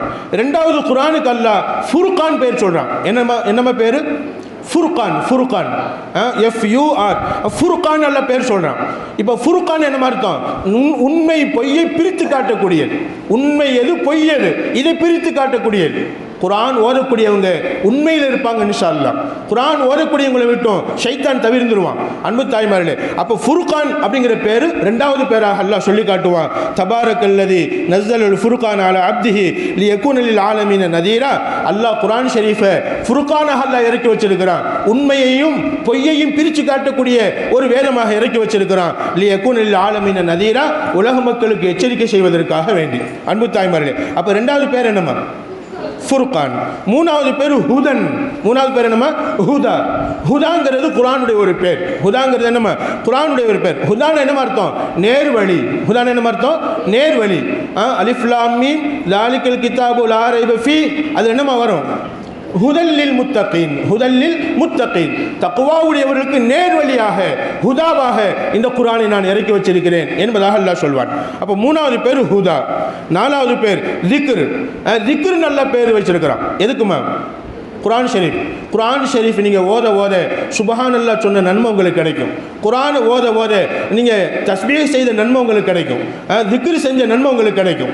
குர்ஆன் ஓதுறதுனால யாருக்கு அல்லாஹ்வை தஸ்பீஹ் செய்ய நேரம் கிடைக்கலையோ, அல்லாஹ்ட்ட துஆ செய்ய நேரம் கிடைக்கலையோ, பெருமானார் ஸல்லல்லாஹு அலைஹி வஸல்லம் சொல்லுவாங்க, குர்ஆன் ஓதக்கூடியவருக்கு அவர் என்ன துஆ கேட்பாரோ அந்த துஆவுடைய பாக்கியத்தை அல்லாஹ் கேட்காமலே தந்துடுவான். நம்ம என்ன அல்லாஹ்ட்ட கேட்கணும்னு நினைச்சிருப்போம், நினைச்சதையும் அல்லாஹ் நிறைவேற்றுவான். கேட்காமலே நிறைவேற்றுவான். யாருக்குமா? குர்ஆன் ஓதக்கூடியவங்களுக்கு. எனவே குர்ஆனுடைய ஒவ்வொரு வரிகளுமே அல்லாஹ்வுடைய திக்ர். சுப்ஹானல்லாஹ் சொல்லாமே சுப்ஹானல்லாஹ் சொன்ன நன்மை கிடைக்கும் இன்ஷா அல்லாஹ். அப்போ குர்ஆன் ஓதிக்கிட்டே இருக்கிறாங்க. எங்களுடைய ஹஜ்ரத் உஸ்மான் ஹஜ்ரத்னு சொல்லி புதுக்கோட்டை ஹலீஃபுனர்ல ஒரு ஹஜ்ரத் இருந்தாங்க. அல்லாஹ் அவங்களுக்கு ஆரோக்கியத்தை தரணும். இப்போ என்ன நிலையில் இருக்கிறான்னு தெரியலை. இருந்தபோதிலும் கூட அவங்கள நாங்கள் பார்த்துருக்குறோம். அதாவது அவங்க முகத்தை பார்க்கறதுக்காக வேண்டிய அந்த பள்ளிவாசலுக்கு போவேன். போயிட்டு அவங்களோட ஒரு 5 நிமிஷம் 10 நிமிஷம் உட்காந்து பேசிட்டு வருவேன். ஏன்னு சொன்னால் எப்போவுமே அவங்க நாவு அசைஞ்சிக்கிட்டே இருக்கும். சொல்லுவாங்க அவங்க, யாசின் பேப்பர் படிக்காது. ஏன்னு சொன்னால் பேப்பரில் மற்றவன் செய்தி பூரா வரும், நம்ம புறம்பேசுகிற குற்றம் ஏற்படும். ஹஜ்ரத் பேப்பரே படித்தது இல்லையா, அவங்க பேப்பரே படிக்க மாட்டாங்க, செய்தியும் கேட்க மாட்டாங்களாம். அவங்க என்ன செய்வாங்கம்மா, எந்த நேரம் பார்த்தாலும் தூங்கி எந்திரிச்சதுலேருந்து திரும்ப தூங்க போகிற வரைக்கும் நடக்கும்போது டீ குடிக்கிற நேரத்தில் கூட அவங்க ஒரு உதடு அசைஞ்சுக்கிட்டே இருக்கும். குர்ஆன் ஓதிக்கிட்டே இருப்பாங்க. அன்பு தாய்மார்களே, அவ்வளோ பெரிய பாக்கியசாலி. அல்ஹம்துலில்லாஹ், அந்த வாய்ப்பு அல்லாஹ் நம்மவர்களுக்கும் நசீபாக்கட்டும் இன்ஷா அல்லாஹ். அவங்க சொல்லுவாங்க, அல்லாஹ்வை திக்ர் செஞ்ச பாக்கியம் குர்ஆன் ஓதுறதுல கிடைக்குதுடா. அல்லாஹ்வை திக்ர் செஞ்ச பாக்கியம், தஸ்பீஹ் செய்கிற பாக்கியம் எல்லாத்துக்கும் குர்ஆன் அல்லாஹ் வச்சிருக்கிறான் அப்படின்னு சொல்லுவாங்க. அன்பு தாய்மார்கள், எனவே தான் அல்லாஹ் அந்த குர்ஆனுக்கு என்ன பேர் வைக்கிறான்? திக்ர் என்பதாக பேர் வைக்கிறான். திக்ர் என்றால் அல்லாஹ்வை நினைக்குதல். குர்ஆனை ஓத ஓத அல்லாஹ்வுடைய நினைவு நமக்கு கூடும், அல்லாஹ்வுடைய நெருக்கம் நமக்கு அதிகமாகும். அல்லாஹ் சொல்வான், இன்னா நஹ்னு நஸ்ஸல்னா ذிக்ர வ இன்னா லஹு லஹாஃபிலூன். திக்ரை நாங்கள் தான் இறக்கி வச்சோம். திக்ர்னா என்ன அர்த்தம்? அல்லாஹ்வுடைய குர்ஆனை குர்ஆனுக்கு தான் அல்லாஹ் திக்ருன்னு சொல்றான். என்னை நினைக்கக்கூடிய, என்னை ஞாபகப்படுத்தக்கூடிய, என்னை நினைத்து வாழ்வதற்கு ஒரு காரணமாக இருக்கக்கூடிய ஒரு குர்ஆன் ஷரீஃபை, இந்த வேதத்தை நாங்கள் தான் இறக்கி வச்சோம். வ இன்னா லஹு லஹாஃபிலூன், இந்த வேதத்தை நாங்களே பாதுகாப்போம், நாங்களே பாதுகாப்போம். அன்பு தாய்மார்கள், எவ்வளவு பெரிய உறுதிமொழி! நிச்சயமாக அந்த ஆயத்தில் அல்லாஹ் சொல்லும்போது திக்ருங்கிற வார்த்தை அல்லாஹ் சொல்லி காட்டுகிறான். அஞ்சாவதாக திக்ருங்கிற வார்த்தை எத்தனாவது வார்த்தைமா? 4வது வார்த்தை. அஞ்சாவதாக ஹிக்மத்னு சொல்றான் அல்லாஹ். என்னன்னு சொல்றான்? ஹிக்மத். ஹிக்மத்னா ஞானம், நுட்பமான அறிவு, அறிவு கூர்மை என்பதாக அர்த்தம். ஹிக்மத்னா என்ன அர்த்தம்? ஞானம், அறிவு கூர்மை, நல்ல அறிவு என்பதாக அர்த்தம். அல்லாஹ் சொல்லுவான், வயுஅல்லிமுஹுமுல் கிதாப வல் ஹிக்மா, ரசூல்மார்களை அனுப்பி வச்சோம். அதாவது குர்ஆன் ஷரீஃப் சொல்லுவான், ரசூல்மார்களை அனுப்பி வச்சோம். அவங்க என்ன செய்வாங்க தெரியுமா? மக்களுக்கு வேதத்தை கற்றுக் கொடுப்பாங்க. அந்த வேதத்தை ஹிக்மான்னு சொல்லி சொல்றான் அல்லாஹ். நிச்சயமா வல் ஹிக்மா, அறிவு ஞானத்தை கற்றுக் கொடுப்பாங்க. வேதங்களை, குர்ஆனை ஓதக்கூடியவர் அறிவு ஞானம் பெறுகிறார். அவருடைய அறிவு கூர்மையாகும், உடல் சௌகரியமாகும். அந்த ஹிக்மத்துங்கிறது ஒரு அறிவான ஒரு வார்த்தை. அந்த அறிவை அல்லாஹ் சுப்ஹானஹு வ தஆலா குர்ஆன் ஓதக்கூடியவங்களுக்கு நசீபாக்குகிறான் இன்ஷா அல்லாஹ். அல்லாஹ் நமக்கும் அந்த ஹிக்மத்தை தந்தல்வானாக, ஹிக்மத்தை தந்தல்வானா. நேற்று பேசிக்கிட்டு இருந்தோம். நேற்று நம்ம நிர்வாகத்தில் உள்ள ஒரு நபர் சொல்லும்போது சொல்லுகிறார், அசத்துங்க ஆலிமாண்டு பட்ட வாங்கிய பிள்ளைகளுடைய பிரச்சனை நம்ம பள்ளிவாசலுக்கு வந்திருக்கு. நிறைய பிள்ளைகள் ஆலிமாக்கள் கல்யாணம் முடிச்சு போன குடும்பத்தில் பிரச்சனை. என்னம்மா அர்த்தம் அப்படின்னா என்னம்மா அர்த்தம்? அல்லாஹ் பாதுகாக்கணும். எனக்கு அழுகையே வந்துருச்சு. ஏமா ஆலிமாக்களை உருவாக்கி இருக்கிறோம். இந்த வார்த்தை காதில் பட்ட உடனே நம்ம அப்போ என்ன கல்வி போதிச்சோம், என்ன அறிவை போதிச்சோம் சொல்லிட்டு அவர் சொல்கிறார், இன்னும் நிறைய இதை கற்றுக் கொடுங்க அப்படின்னு சொல்கிறார். அல்லாஹ் அவருக்கு பரக்கத் செய்யட்டும். காதுக்கு கொண்டு வந்தார். அல்லாஹ் நம்ம பிள்ளைகளுக்கு பரக்கத் செய்யணும், நம்ம பெற்ற பிள்ளைகளுக்கு, நம்ம குடும்பத்து பிள்ளைகளுக்கு, நம்ம ஊர் பிள்ளைகளுக்கு அல்லாஹ் பரக்கத் செய்யணும். அவங்க ஆலிமாவாக இருந்தாலும் சரி, ஆலிமா அல்லாதவங்களாக இருந்தாலும் சரி, பிரச்சனை வருவதற்கு காரணம் என்ன? ஏன் பிரச்சனை வருகிறது? அன்பு தாய்மார்களே, ஆலிமான்னு இருப்போம், ஆனால் நம்ம குர்ஆன் ஓதுறதில்லை. ஆலிமான்னு இருப்போம், குர்ஆன் ஓதுறதில்லை. குர்ஆனை ஓதினால் எப்படி பேசணுங்கிறது அல்லாஹ் நாவலை வெளிப்படுத்துவான் இன்ஷா அல்லாஹ். மாமனார்ட்ட எப்படி பேசணும், மாமியார்ட்ட எப்படி பேசணும், பிள்ளைகள்கிட்ட எப்படி பேசணும், கணவன்கிட்ட எப்படி பேசணும், ஹிக்மத்தை அல்லாஹ் தந்தருள்வான். நிச்சயமாக யார்கிட்ட எப்படி பேசணுங்கிற அறிவு ஞானம், அதுதான் ஹிக்மத். அதுதான் ஹிக்மத். அன்பு தாய்மார்கள், அல்லாஹ் அந்த ஹிக்மத்தை நம் எல்லோருக்கும் நசீபாக்குவானாக. மாமியாக்கள் இருந்தால் மருமகள்கிட்ட எப்படி பேசுறது, மருமகள்களாக இருந்தால் மாமியாக்கிட்ட எப்படி பேசணும், அது ஒரு ஹிக்மத். உஸ்தாத்மார்கிட்ட எப்படி பேசுறது, மாணவிகள்கிட்ட எப்படி பேசுறது, அந்த பேசுகிற விதம் அறிந்து பேசுவது, அது அறிவு ஞானம், அது அறிவு நுட்பம். இந்த ஹிக்மத் நிச்சயமாக குர்ஆன் ஷரீஃபில் இருக்கிறது. குர்ஆனை ஓதக்கூடியவர்களுக்கு அல்லாஹ் இந்த ஹிக்மத்தை தருகிறான். எனவே தான் அல்லாஹ் குர்ஆனுக்கு ஹிக்மத் என்பதாக பெயர் வைக்கிறான். அன்பு தாய்மார்கள், நான் ஒன்று சொல்லிக் கொள்கிறேன், நம்ம குர்ஆனை ஓதும் காலம் எல்லாம், குர்ஆனோடு தொடர்பு இருக்கும் காலம் எல்லாம் அல்லாஹ் நம்ம வீட்டில் பிரச்சனையவே கொடுக்க மாட்டான். அப்படி ஒரு வேளை பிரச்சனை வந்தாலும் அந்த பிரச்சனையை அல்லாஹ் வெளிப்படுத்த மாட்டான், நமக்குள்ளே சால்வாக்கி வைத்திடுவான். பிரச்சனை இல்லாத குடும்பம் இல்லை என்பதாக நான் சொன்னேன். அன்பு தாய்மார்களே, பிரச்சனையிலே வந்தாலும் அதை நமக்குள்ளே நல்ல வார்த்தைகளால், சரி விடுப்பா நம்ம மாமனார் தானே, சரி விடுப்பா நம்ம மருமக தானே, சரி விடுப்பா நம்ம பிள்ளை தானே என்று பிரச்சனைகளை சாதாரணமாக ஒதுக்கிவிட்டு போகக்கூடிய வாய்ப்பை அல்லாஹ் அந்த குர்ஆன் ஓதுறதின் மூலமாக அல்லாஹ் தருவான். எனவே தான் அல்லாஹ் அந்த குர்ஆனுக்கு ஹிக்மத் என்பதாக பெயர் வைத்திருக்கிறான். அல்லாஹ் நம்ம பிள்ளைகள் எல்லோரையும் பாதுகாப்பானாக, நம்ம குடும்பங்கள் எல்லா குடும்பங்களையும் பாதுகாப்பானாக, பிரச்சனைகள் இல்லாத குடும்பமாக அல்லாஹ் நமது குடும்பங்களை ஆக்கி தருவானாக. குறிப்பாக ஆலிமாக்கள் பட்டம் வாங்கி போகக்கூடிய, ஆலிம்கள்ட்டு பட்டம் வாங்கக்கூடிய, இது மாதிரி நம்மெல்லாம் ஒன்று கூடி நல்ல விஷயங்களை கேட்கக்கூடிய நம் எல்லோருடைய குடும்பத்தையும் அல்லாஹ் பிரச்சனைகளிலிருந்து, துன்பங்களிலிருந்து, எல்லா விதமான முரண்பட்ட விஷயங்களிலிருந்து பாதுகாத்து அல்லாஹ் ஹிக்மத்தை தந்து ஹிக்மத்தான முறையில் வாழ்ந்து அல்லாஹுடைய பெயர் அருளை பெற்றுக்கொள்ள எல்லாம் அல்லாஹ் நசீபாக்கி தந்தல்வானாக. அன்பு தாய்மார்களே, அப்போ 5வது வார்த்தை அந்த குர்ஆனுக்கு அல்லாஹ் என்னென்ன பேர் வைக்கிறான்? ஹிக்மத் அப்படின்னு சொல்லி பேர் வைக்கிறான். ஹிக்மத் என்ன அர்த்தம்? ஞானம், அறிவு, நுட்பமான அறிவு என்பதாக அர்த்தம். இன்ஷா அல்லாஹ் அந்த ஞானத்தை, அந்த நுட்பமான அறிவை இந்த குர்ஆன் ஓதுவதன் மூலமாக அல்லாஹ் தரட்டும் இன்ஷா அல்லாஹ். 6வதாக அல்லாஹ் அந்த குர்ஆனுக்கு பேர் வைப்பான் கலாமுல்லாஹ் அப்படின்னு பேர் வைப்பான். என்னன்னா கலாமுல்லாஹ், கலாம்னா பேச்சுன்னு அர்த்தம். கலாமுல்லாஹ்னா அல்லாஹ்வுடைய பேச்சுன்னு அர்த்தம். இந்த குர்ஆனுக்கு பேர் கலாமுல்லாஹ், அல்லாஹ்வுடைய பேச்சு. என் அன்பு தாய்மார்களே, நம்ம குரான் நம்ம கையில் வச்சிருக்கக்கூடிய குரான், கையில் எடுத்து ஓதக்கூடிய இந்த குரான் சாதாரண புத்தகம் இல்லை. இது கலாமுல்லா, அல்லாஹ்வுடைய பேச்சு. அல்ஹம்து சூராவிலிருந்து ஆரம்பிச்சு மினல் ஜின்னத்தி வன்னாஸ் வரைக்கும் எல்லா வரிகளும் அல்லாஹ்வுடைய பேச்சு, அல்லாஹ்வுடைய பேச்சு. அன்பு தாய்மார்களே, அப்போ கலாமுல்லா. கது கான ஃபரீக்கும் மின்ஹும் யஸ்மஊன கலாம் அல்லாஹ். ஒரு கூட்டம் இருக்குது, அந்த கூட்டத்தை பற்றி அல்லாஹ் சொல்லுவான், யஸ்மஊன கலாம் அல்லாஹ், அல்லாஹ்வுடைய பேச்சை கேட்பாங்க. ஆனால் சும்மா யஹ்ரிஃபூனஹு, அதை சாதாரணமாக பயன்படுத்துவாங்க. அதை அப்படி சும்மா சாதாரணமாக பயன்படுத்துவாங்க. அல்லாஹ்வுடைய கலாமுன்னு தெரிஞ்சும் கூட அந்த வார்த்தையும் அல்லாஹ் சேர்த்து சொல்லுவான், இது அல்லாஹ்வுடைய கலாமு, இது அல்லாஹ்வுடைய பேச்சு, அல்லாஹ்வுடைய மெசேஜ், அல்லாஹ்வுடைய எல்லா விதமான கட்டளைகள் எல்லாமே இந்த குர்ஆன்ல இருக்கு. அல்லாஹ்வுடைய பேச்சுன்னு தெரிஞ்சு கூட இந்த குர்ஆனை சாதாரணமாக பயன்படுத்துவாங்க, சாதாரணமாக பயன்படுத்துவாங்க. யஹ்ரிஃபூனஹு, ஓரங்கட்டிடுவாங்க. அன்பு தாய்மார்களே, அந்த கூட்டத்தில் அல்லாஹ் நம்மளை ஆக்கிவிடக்கூடாது.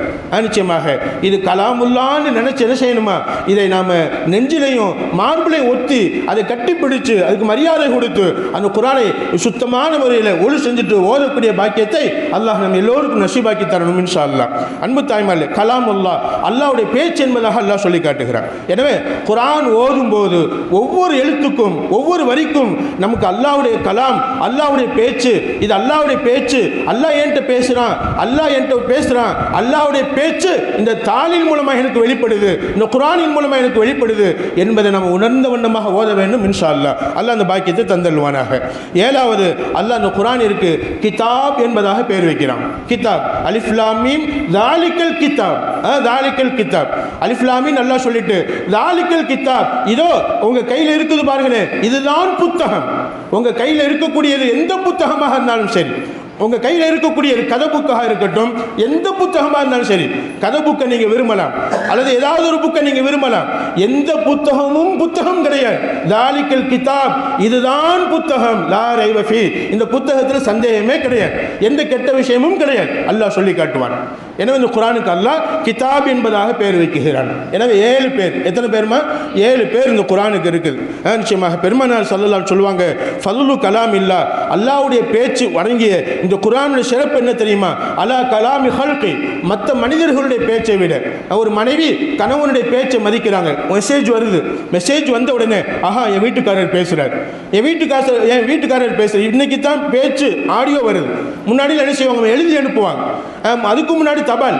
அந்த வீட்டுக்காரர் வெளிநாடு போயிட்டு தபால் அனுப்புனா என்னமா பண்ணுவீங்க? பெரிய வயசானவங்க இருக்கிறீங்க, அந்த தபால் என்னமா பண்ணுவீங்க? எங்கள் அத்தா நாங்கள் ஓதுகிற காலங்களில் தபால் அனுப்புவாங்க, அப்போ ஃபோன்லாம் கிடையாது, தபால் அனுப்புவாங்க. கிட்டத்தட்ட ஒரு எத்தனைமா 75-80 தபால் ஒன்று சேர்த்தே வச்சுருந்தேன்.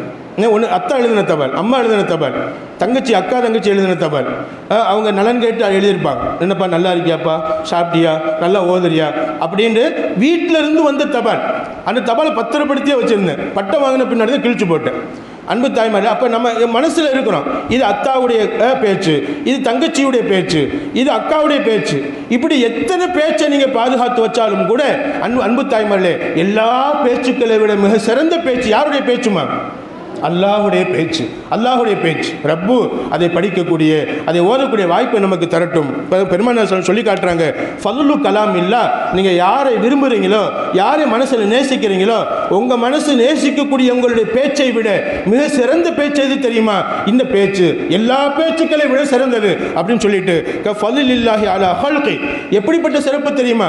மற்ற படைப்புகளை விட அல்லாஹ்வுக்கு என்ன சிறப்பு இருக்கிறதோ அது மாதிரி மற்ற பேச்சுக்களை விட அல்லாஹ்வுடைய இந்த பேச்சுக்கு சிறப்பு இருக்கிறது, அல்லாஹ்வுடைய இந்த பேச்சுக்கு சிறப்பு இருக்கிறது. எனவே குர்ஆன் ஷரீஃப் என்பது அல்லாஹ்வுடைய பேச்சு, அது உயரமான இடத்துல வைக்கணும், அது கால் நீட்டக்கூடிய பகுதியில் வைக்கக்கூடாது, சாதாரணமாக குர்ஆனை போட்டு வைக்கக்கூடாது, குர்ஆன் பேப்பர்களை கிழிச்சிடக்கூடாது, தாள்களை திருப்பும் போது மெதுவாக திருப்பணும். எங்கள் உஸ்தாத் சொல்லுவாங்க, சரட்டுன்னு தாள்களை திருப்பாதீங்க, ஒவ்வொரு பக்கமாக திருப்புங்க, மெதுவாக திருப்புங்க. எப்படி திருப்பணும் தெரியுமா? தாள் உடைஞ்சு போயிருமோ, தாள் பிஞ்சு போகுமோ, தாள் கிழிஞ்சு போகுமோ அப்படிங்கிற பயத்தோட இது அல்லாஹ்வுடைய பேச்சு அடங்கின தாள், அல்லாஹ்வுடைய பேச்சு அடங்கின தாள், அல்லாஹ்வுடைய பயபக்தியோடு திருப்புங்க, மெதுவாக திருப்புங்க. நிச்சயமா சில பேர் ஓதுறதை நீங்கள் பார்த்துருப்பீங்க, மெதுவாக திருப்புவாங்க. திருப்புவதிலையும் அல்லாஹ்வுடைய பயம் தெரியும், அல்லாஹ்வுடைய பயம் தெரியும். அப்போ குர்ஆன் என்பது சாதாரண புக்கை சரட்டுன்னு திருப்புறோம், அந்த மாதிரி திருப்பக்கூடாது. நிறைய பேர் குர்ஆன் கிழிஞ்சிருக்கும், என்னமா காரணம்? நிறைய பேருடைய குர்ஆன் கிழிஞ்சிருக்கும், என்ன காரணமா? வேகமாக திருப்புறது. அன்பு தாய்மார்களே, அப்போ வேகமாக திருப்பாம மெதுவாக திருப்பணும். சில பேருடைய குரான் கிழிஞ்சே இருக்காது. என்னம்மா காரணம் இருக்குது? என்னம்மா தாளை திருப்பி இருக்கவே மாட்டாங்க. தாளை திருப்பி இருக்கவே மாட்டாங்க. இன்ஷா அல்லாஹ் நம்ம தாளை புரட்டிக்கிட்டே இருக்கணும். இன்ஷா அல்லாஹ் புரட்ட அந்த தாள் பழசாகி கிழிஞ்சாலும் பரவாயில்ல, வேறொரு குரான் வாங்கி கொள்ளலாம். வேணும்டே கிழிக்கக்கூடாது. தானாக கிழியது பிரச்சனை இல்லை, வேணும்டே கிழிக்கக்கூடாது. அன்பு தாய்மார்கள், அப்போ அல்லாஹ்வுடைய பேச்சு நிச்சயமா பெருமானார் சொல்லுவாங்க, அல் மாஹிரு பில் குரான், குரான் ஓதுவதில் உங்களுடைய திறமையை வளர்த்துக்கங்க. நிச்சயமாக ஒரு செல்ஃபோன் புதுசாக வாங்குறீங்க, செல்ஃபோன் புதுசாக உங்களுக்கு அத்தா வாங்கி தர்றார், என்னம்மா பண்ணுவீங்க? என்ன செய்வீங்கம்மா? எனக்கு இருக்கிற அறிவை விட என் பையன் செல்போனை நல்லா நோண்டுறான், எனக்கு கூட தெரியாது. அத்தா இதுக்குள்ள போங்க, அத்தா இதுக்குள்ள போங்க, இதை இப்படி பண்ணுங்க அத்தா, இதை இப்படி பண்ணுங்க அத்தா, இந்த மாதிரி செய்யுங்க அத்தா, அவன் சொல்லி தர்றான் எனக்கு. அன்பு தாய்மார்களே, சொல்லுவாங்க பெருமானார் ஸல்லல்லாஹு அலைஹி வஸல்லம், செல்போனில் உங்கள் திறமையை வளர்த்துக்கிட்டீங்களா, அல்லது எழுதுவதில் உங்கள் திறமையை வளர்த்துக்கிட்டீங்களா, அல்லது இங்கிலீஷ் படிப்பதில் உங்கள் திறமையை வளர்த்துக்கிட்டீங்களா, அல்லது கணக்கு போடுவதில் உங்கள் திறமையை வளர்த்துக்கிட்டீங்களா? எந்த திறமையும் திறமை கிடையாது, எந்த திறமையும் திறமை கிடையாது. ஸல்லல்லாஹு அலைஹி வஸல்லம் சொன்னாங்க, அல் மாஹிரு பில் குரான், குரான் ஓதுவதில் திறமையை வளர்த்துக்கங்க. நிச்சயமாக யார் குரான் ஓதுவதில் திறமையை வளர்த்துக்கிட்டாங்களோ, நிறைய பிள்ளைகளை பார்க்கலாம், 2வது படிக்கும் போது குரான் தொடங்கிடுவாங்க. அல்லாஹ் பெரிய நசீபாக்கி தரட்டும் இன்ஷா அல்லாஹ். என்கிட்ட ஓதுன பல பிள்ளைகள் 2வது படிக்கும்போது 3வது படிக்கும் அசர்த்தவங்களுக்கும் தெரியும், இங்கே நிறைய பிள்ளைகள் நம்ம பார்க்குறோம், சின்ன சின்ன பிள்ளைகளும் குரான் ஓதுறாங்க. அன்பு தாய்மார்களே, அப்போ 2வது படிக்கிற பிள்ளை குரான் ஓதுறாங்க. அப்போ அதுக்கு என்னமா அர்த்தம்? சில பேர் 8வது படிப்பாங்க, குரான் தொடங்கியிருக்க மாட்டாங்க. அதுக்கு அவங்களுக்கு குறை சொல்லலை, அவங்க திறமையை வளர்த்துக்கல, திறமையை அதான் கவனம் செலுத்தலை.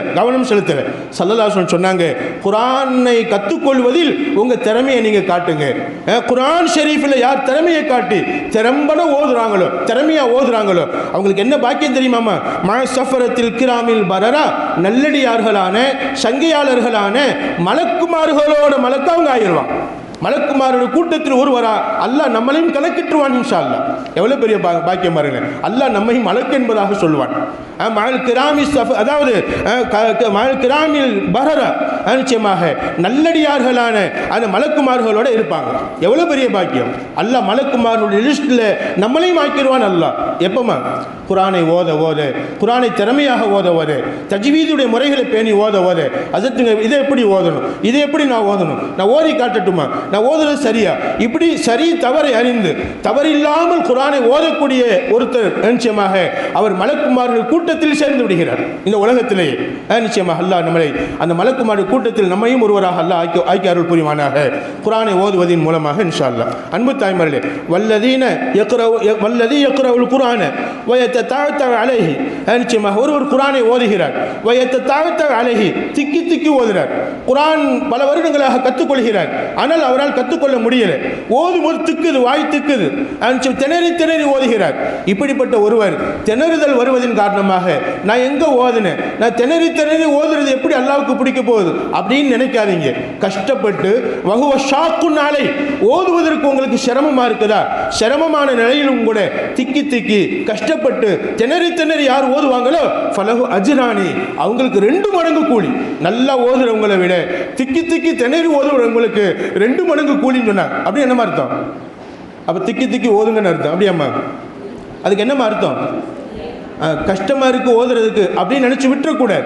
கஷ்டமாக இருந்தாலும் திக்கி திக்கி ஓதுற சூழ்நிலை வந்தாலும் ஓதுறதை விட்டுறக்கூடாது. பரவாயில்லை, எனக்கு ஒரு ஜுசு முடிக்கிறதுக்கு 2 மணி நேரம் ஆனாலும் பரவாயில்லை, 3 மணி நேரம் ஆனாலும் பரவாயில்ல. சில பிள்ளை ஒரு ஜுசுவை 1/4 மணி நேரத்தில் முடிச்சிடுவாங்க, சில பேர் 10 நிமிஷத்தில் முடிச்சிடுவாங்க, சில பேர் 20 நிமிஷத்தில் முடிப்பாங்க.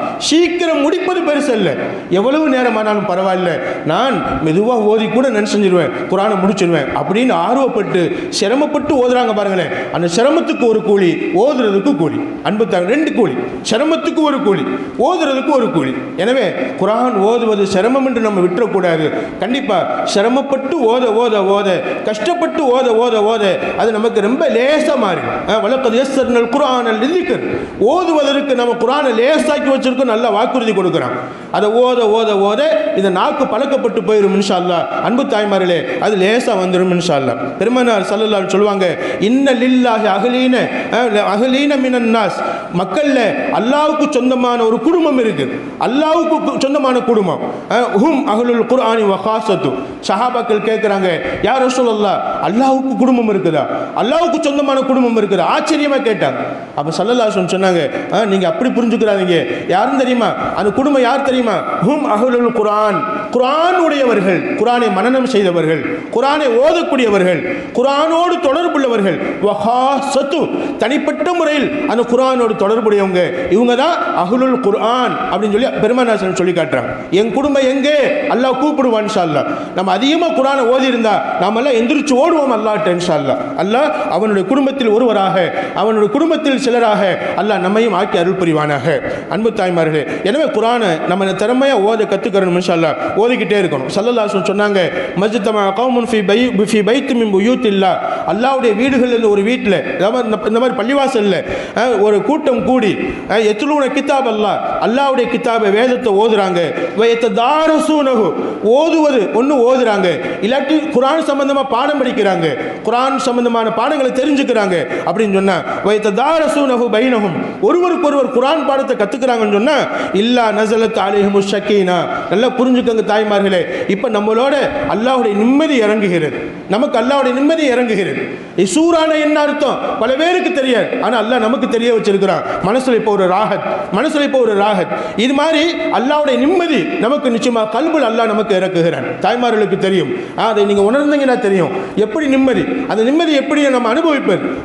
ஒரு விதமான ஒரு சக்கீனா, அல்லாஹ் தரக்கூடிய மன அமைதி இந்த உள்ளத்துக்கு கிடைக்கும் இன்ஷா அல்லாஹ். அது வீட்டில் இருந்தால் கிடைச்சிருக்காது, வீட்டில் இருந்தால் கிடைச்சிருக்காது. அப்போ ஒன்று மன அமைதி நமக்கு கிடைக்கிறது. எதன் மூலமாக? குர்ஆன் ஷரீஃபை அல்லாஹ்வுடைய பள்ளிவாசலுக்கு வந்து ஓதுவது, கேட்பதின் மூலமாக, பாடங்களை படிப்பதின் மூலமாக ஒன்று மன அமைதி இறங்குகிறது. இரண்டாவது வஹஷியத்துஹுமுர் ரஹ்மா, அல்லாஹ்வுடைய ரஹமத் அவர்களை மூடிக்கொள்கிறது. அல்லாஹ்வுடைய ரஹமத்தால் இப்போ நம்மளை மூடி இருக்கிறான் அல்லாஹ், அல்லாஹ்வுடைய ரஹமத் நம்மளை மூடி இருக்கிறது. அல்லாஹ் எப்படி தெரிய மாட்டானோ அவனுடைய ரஹமத்தும் நமக்கு தெரியாது. அவனுடைய ரஹமத் நம்மளை மூடி இருக்கிற என்ன அர்த்தம்? இன்ஷா அல்லாஹ் இந்த சபை முடிந்து போகும்போது நீங்க என்ன துஆ கேட்குறீங்களோ அந்த துஆவை அல்லாஹ் அங்கீகரிப்பான். அல்லாஹ்ட்ட கேளுங்க, அல்லாஹ் ரஹமத்தான சபையில் நான் கூடியிருந்தேன், எனக்கு இந்த தேவை நிறைவேற்றி வைங்க, நிறைவேற்றி வைடா அல்லாஹ் அப்படின்னு அல்லாஹ்ட்ட கேளுங்க. இன்ஷா அல்லாஹ் அல்லாஹ் கண்டிப்பாக நம்ம தேவைகளை நிறைவேற்றுவான். எனவே ஒன்றாவது மன அமைதி இறங்கிறது, இரண்டாவது ரஹமத் மூடிக்கொள்கிறது, மூணாவதாக ஹஃபத்துஹுல் மலாயிகா, மலக்குமார்கள் நம்மளை சூழ்ந்து கொள்கிறாங்க. நாலாவது பெரிய பாக்கியம் என்ன தெரியுமாமா? நாலாவது பெரிய பாக்கியம் வதக்கரஹுமுல்லாஹு ஃபீமன் இந்தா, இந்த நேரத்தில் நமக்கு நேரம் அல்லாஹ் மலக்குமார்கள் கூப்பிட்டு சொல்கிறான், இதோ பாருங்க அவுலியா நகரில் பெண்கள் எல்லாம் ஒன்று கூடி குர்ஆனை பற்றி பேசுகிறாங்க, குர்ஆனுடைய விஷயங்களை பற்றி பேசுகிறாங்க, அவங்க என்ன விரும்புகிறாங்கன்னு அல்லாஹ் கேட்குறான். நம்ம என்ன விரும்புகிறோம், என்கிட்ட எதை கேட்க விரும்புகிறாங்க? நிச்சயமாக அல்லாஹ்ட்ட கேட்காமலேயே நம்மளுடைய தேவைகளை அல்லாஹ் பூர்த்தி செய்கிறான். நம்மளை பற்றி பெருமை பாராட்டி பேசுகிறான் மலக்குமார்கள்ட்ட. இவர்கள் அல்லவா மனிதர்கள் என்பதாக அல்லாஹ் சொல்லுகிறான்.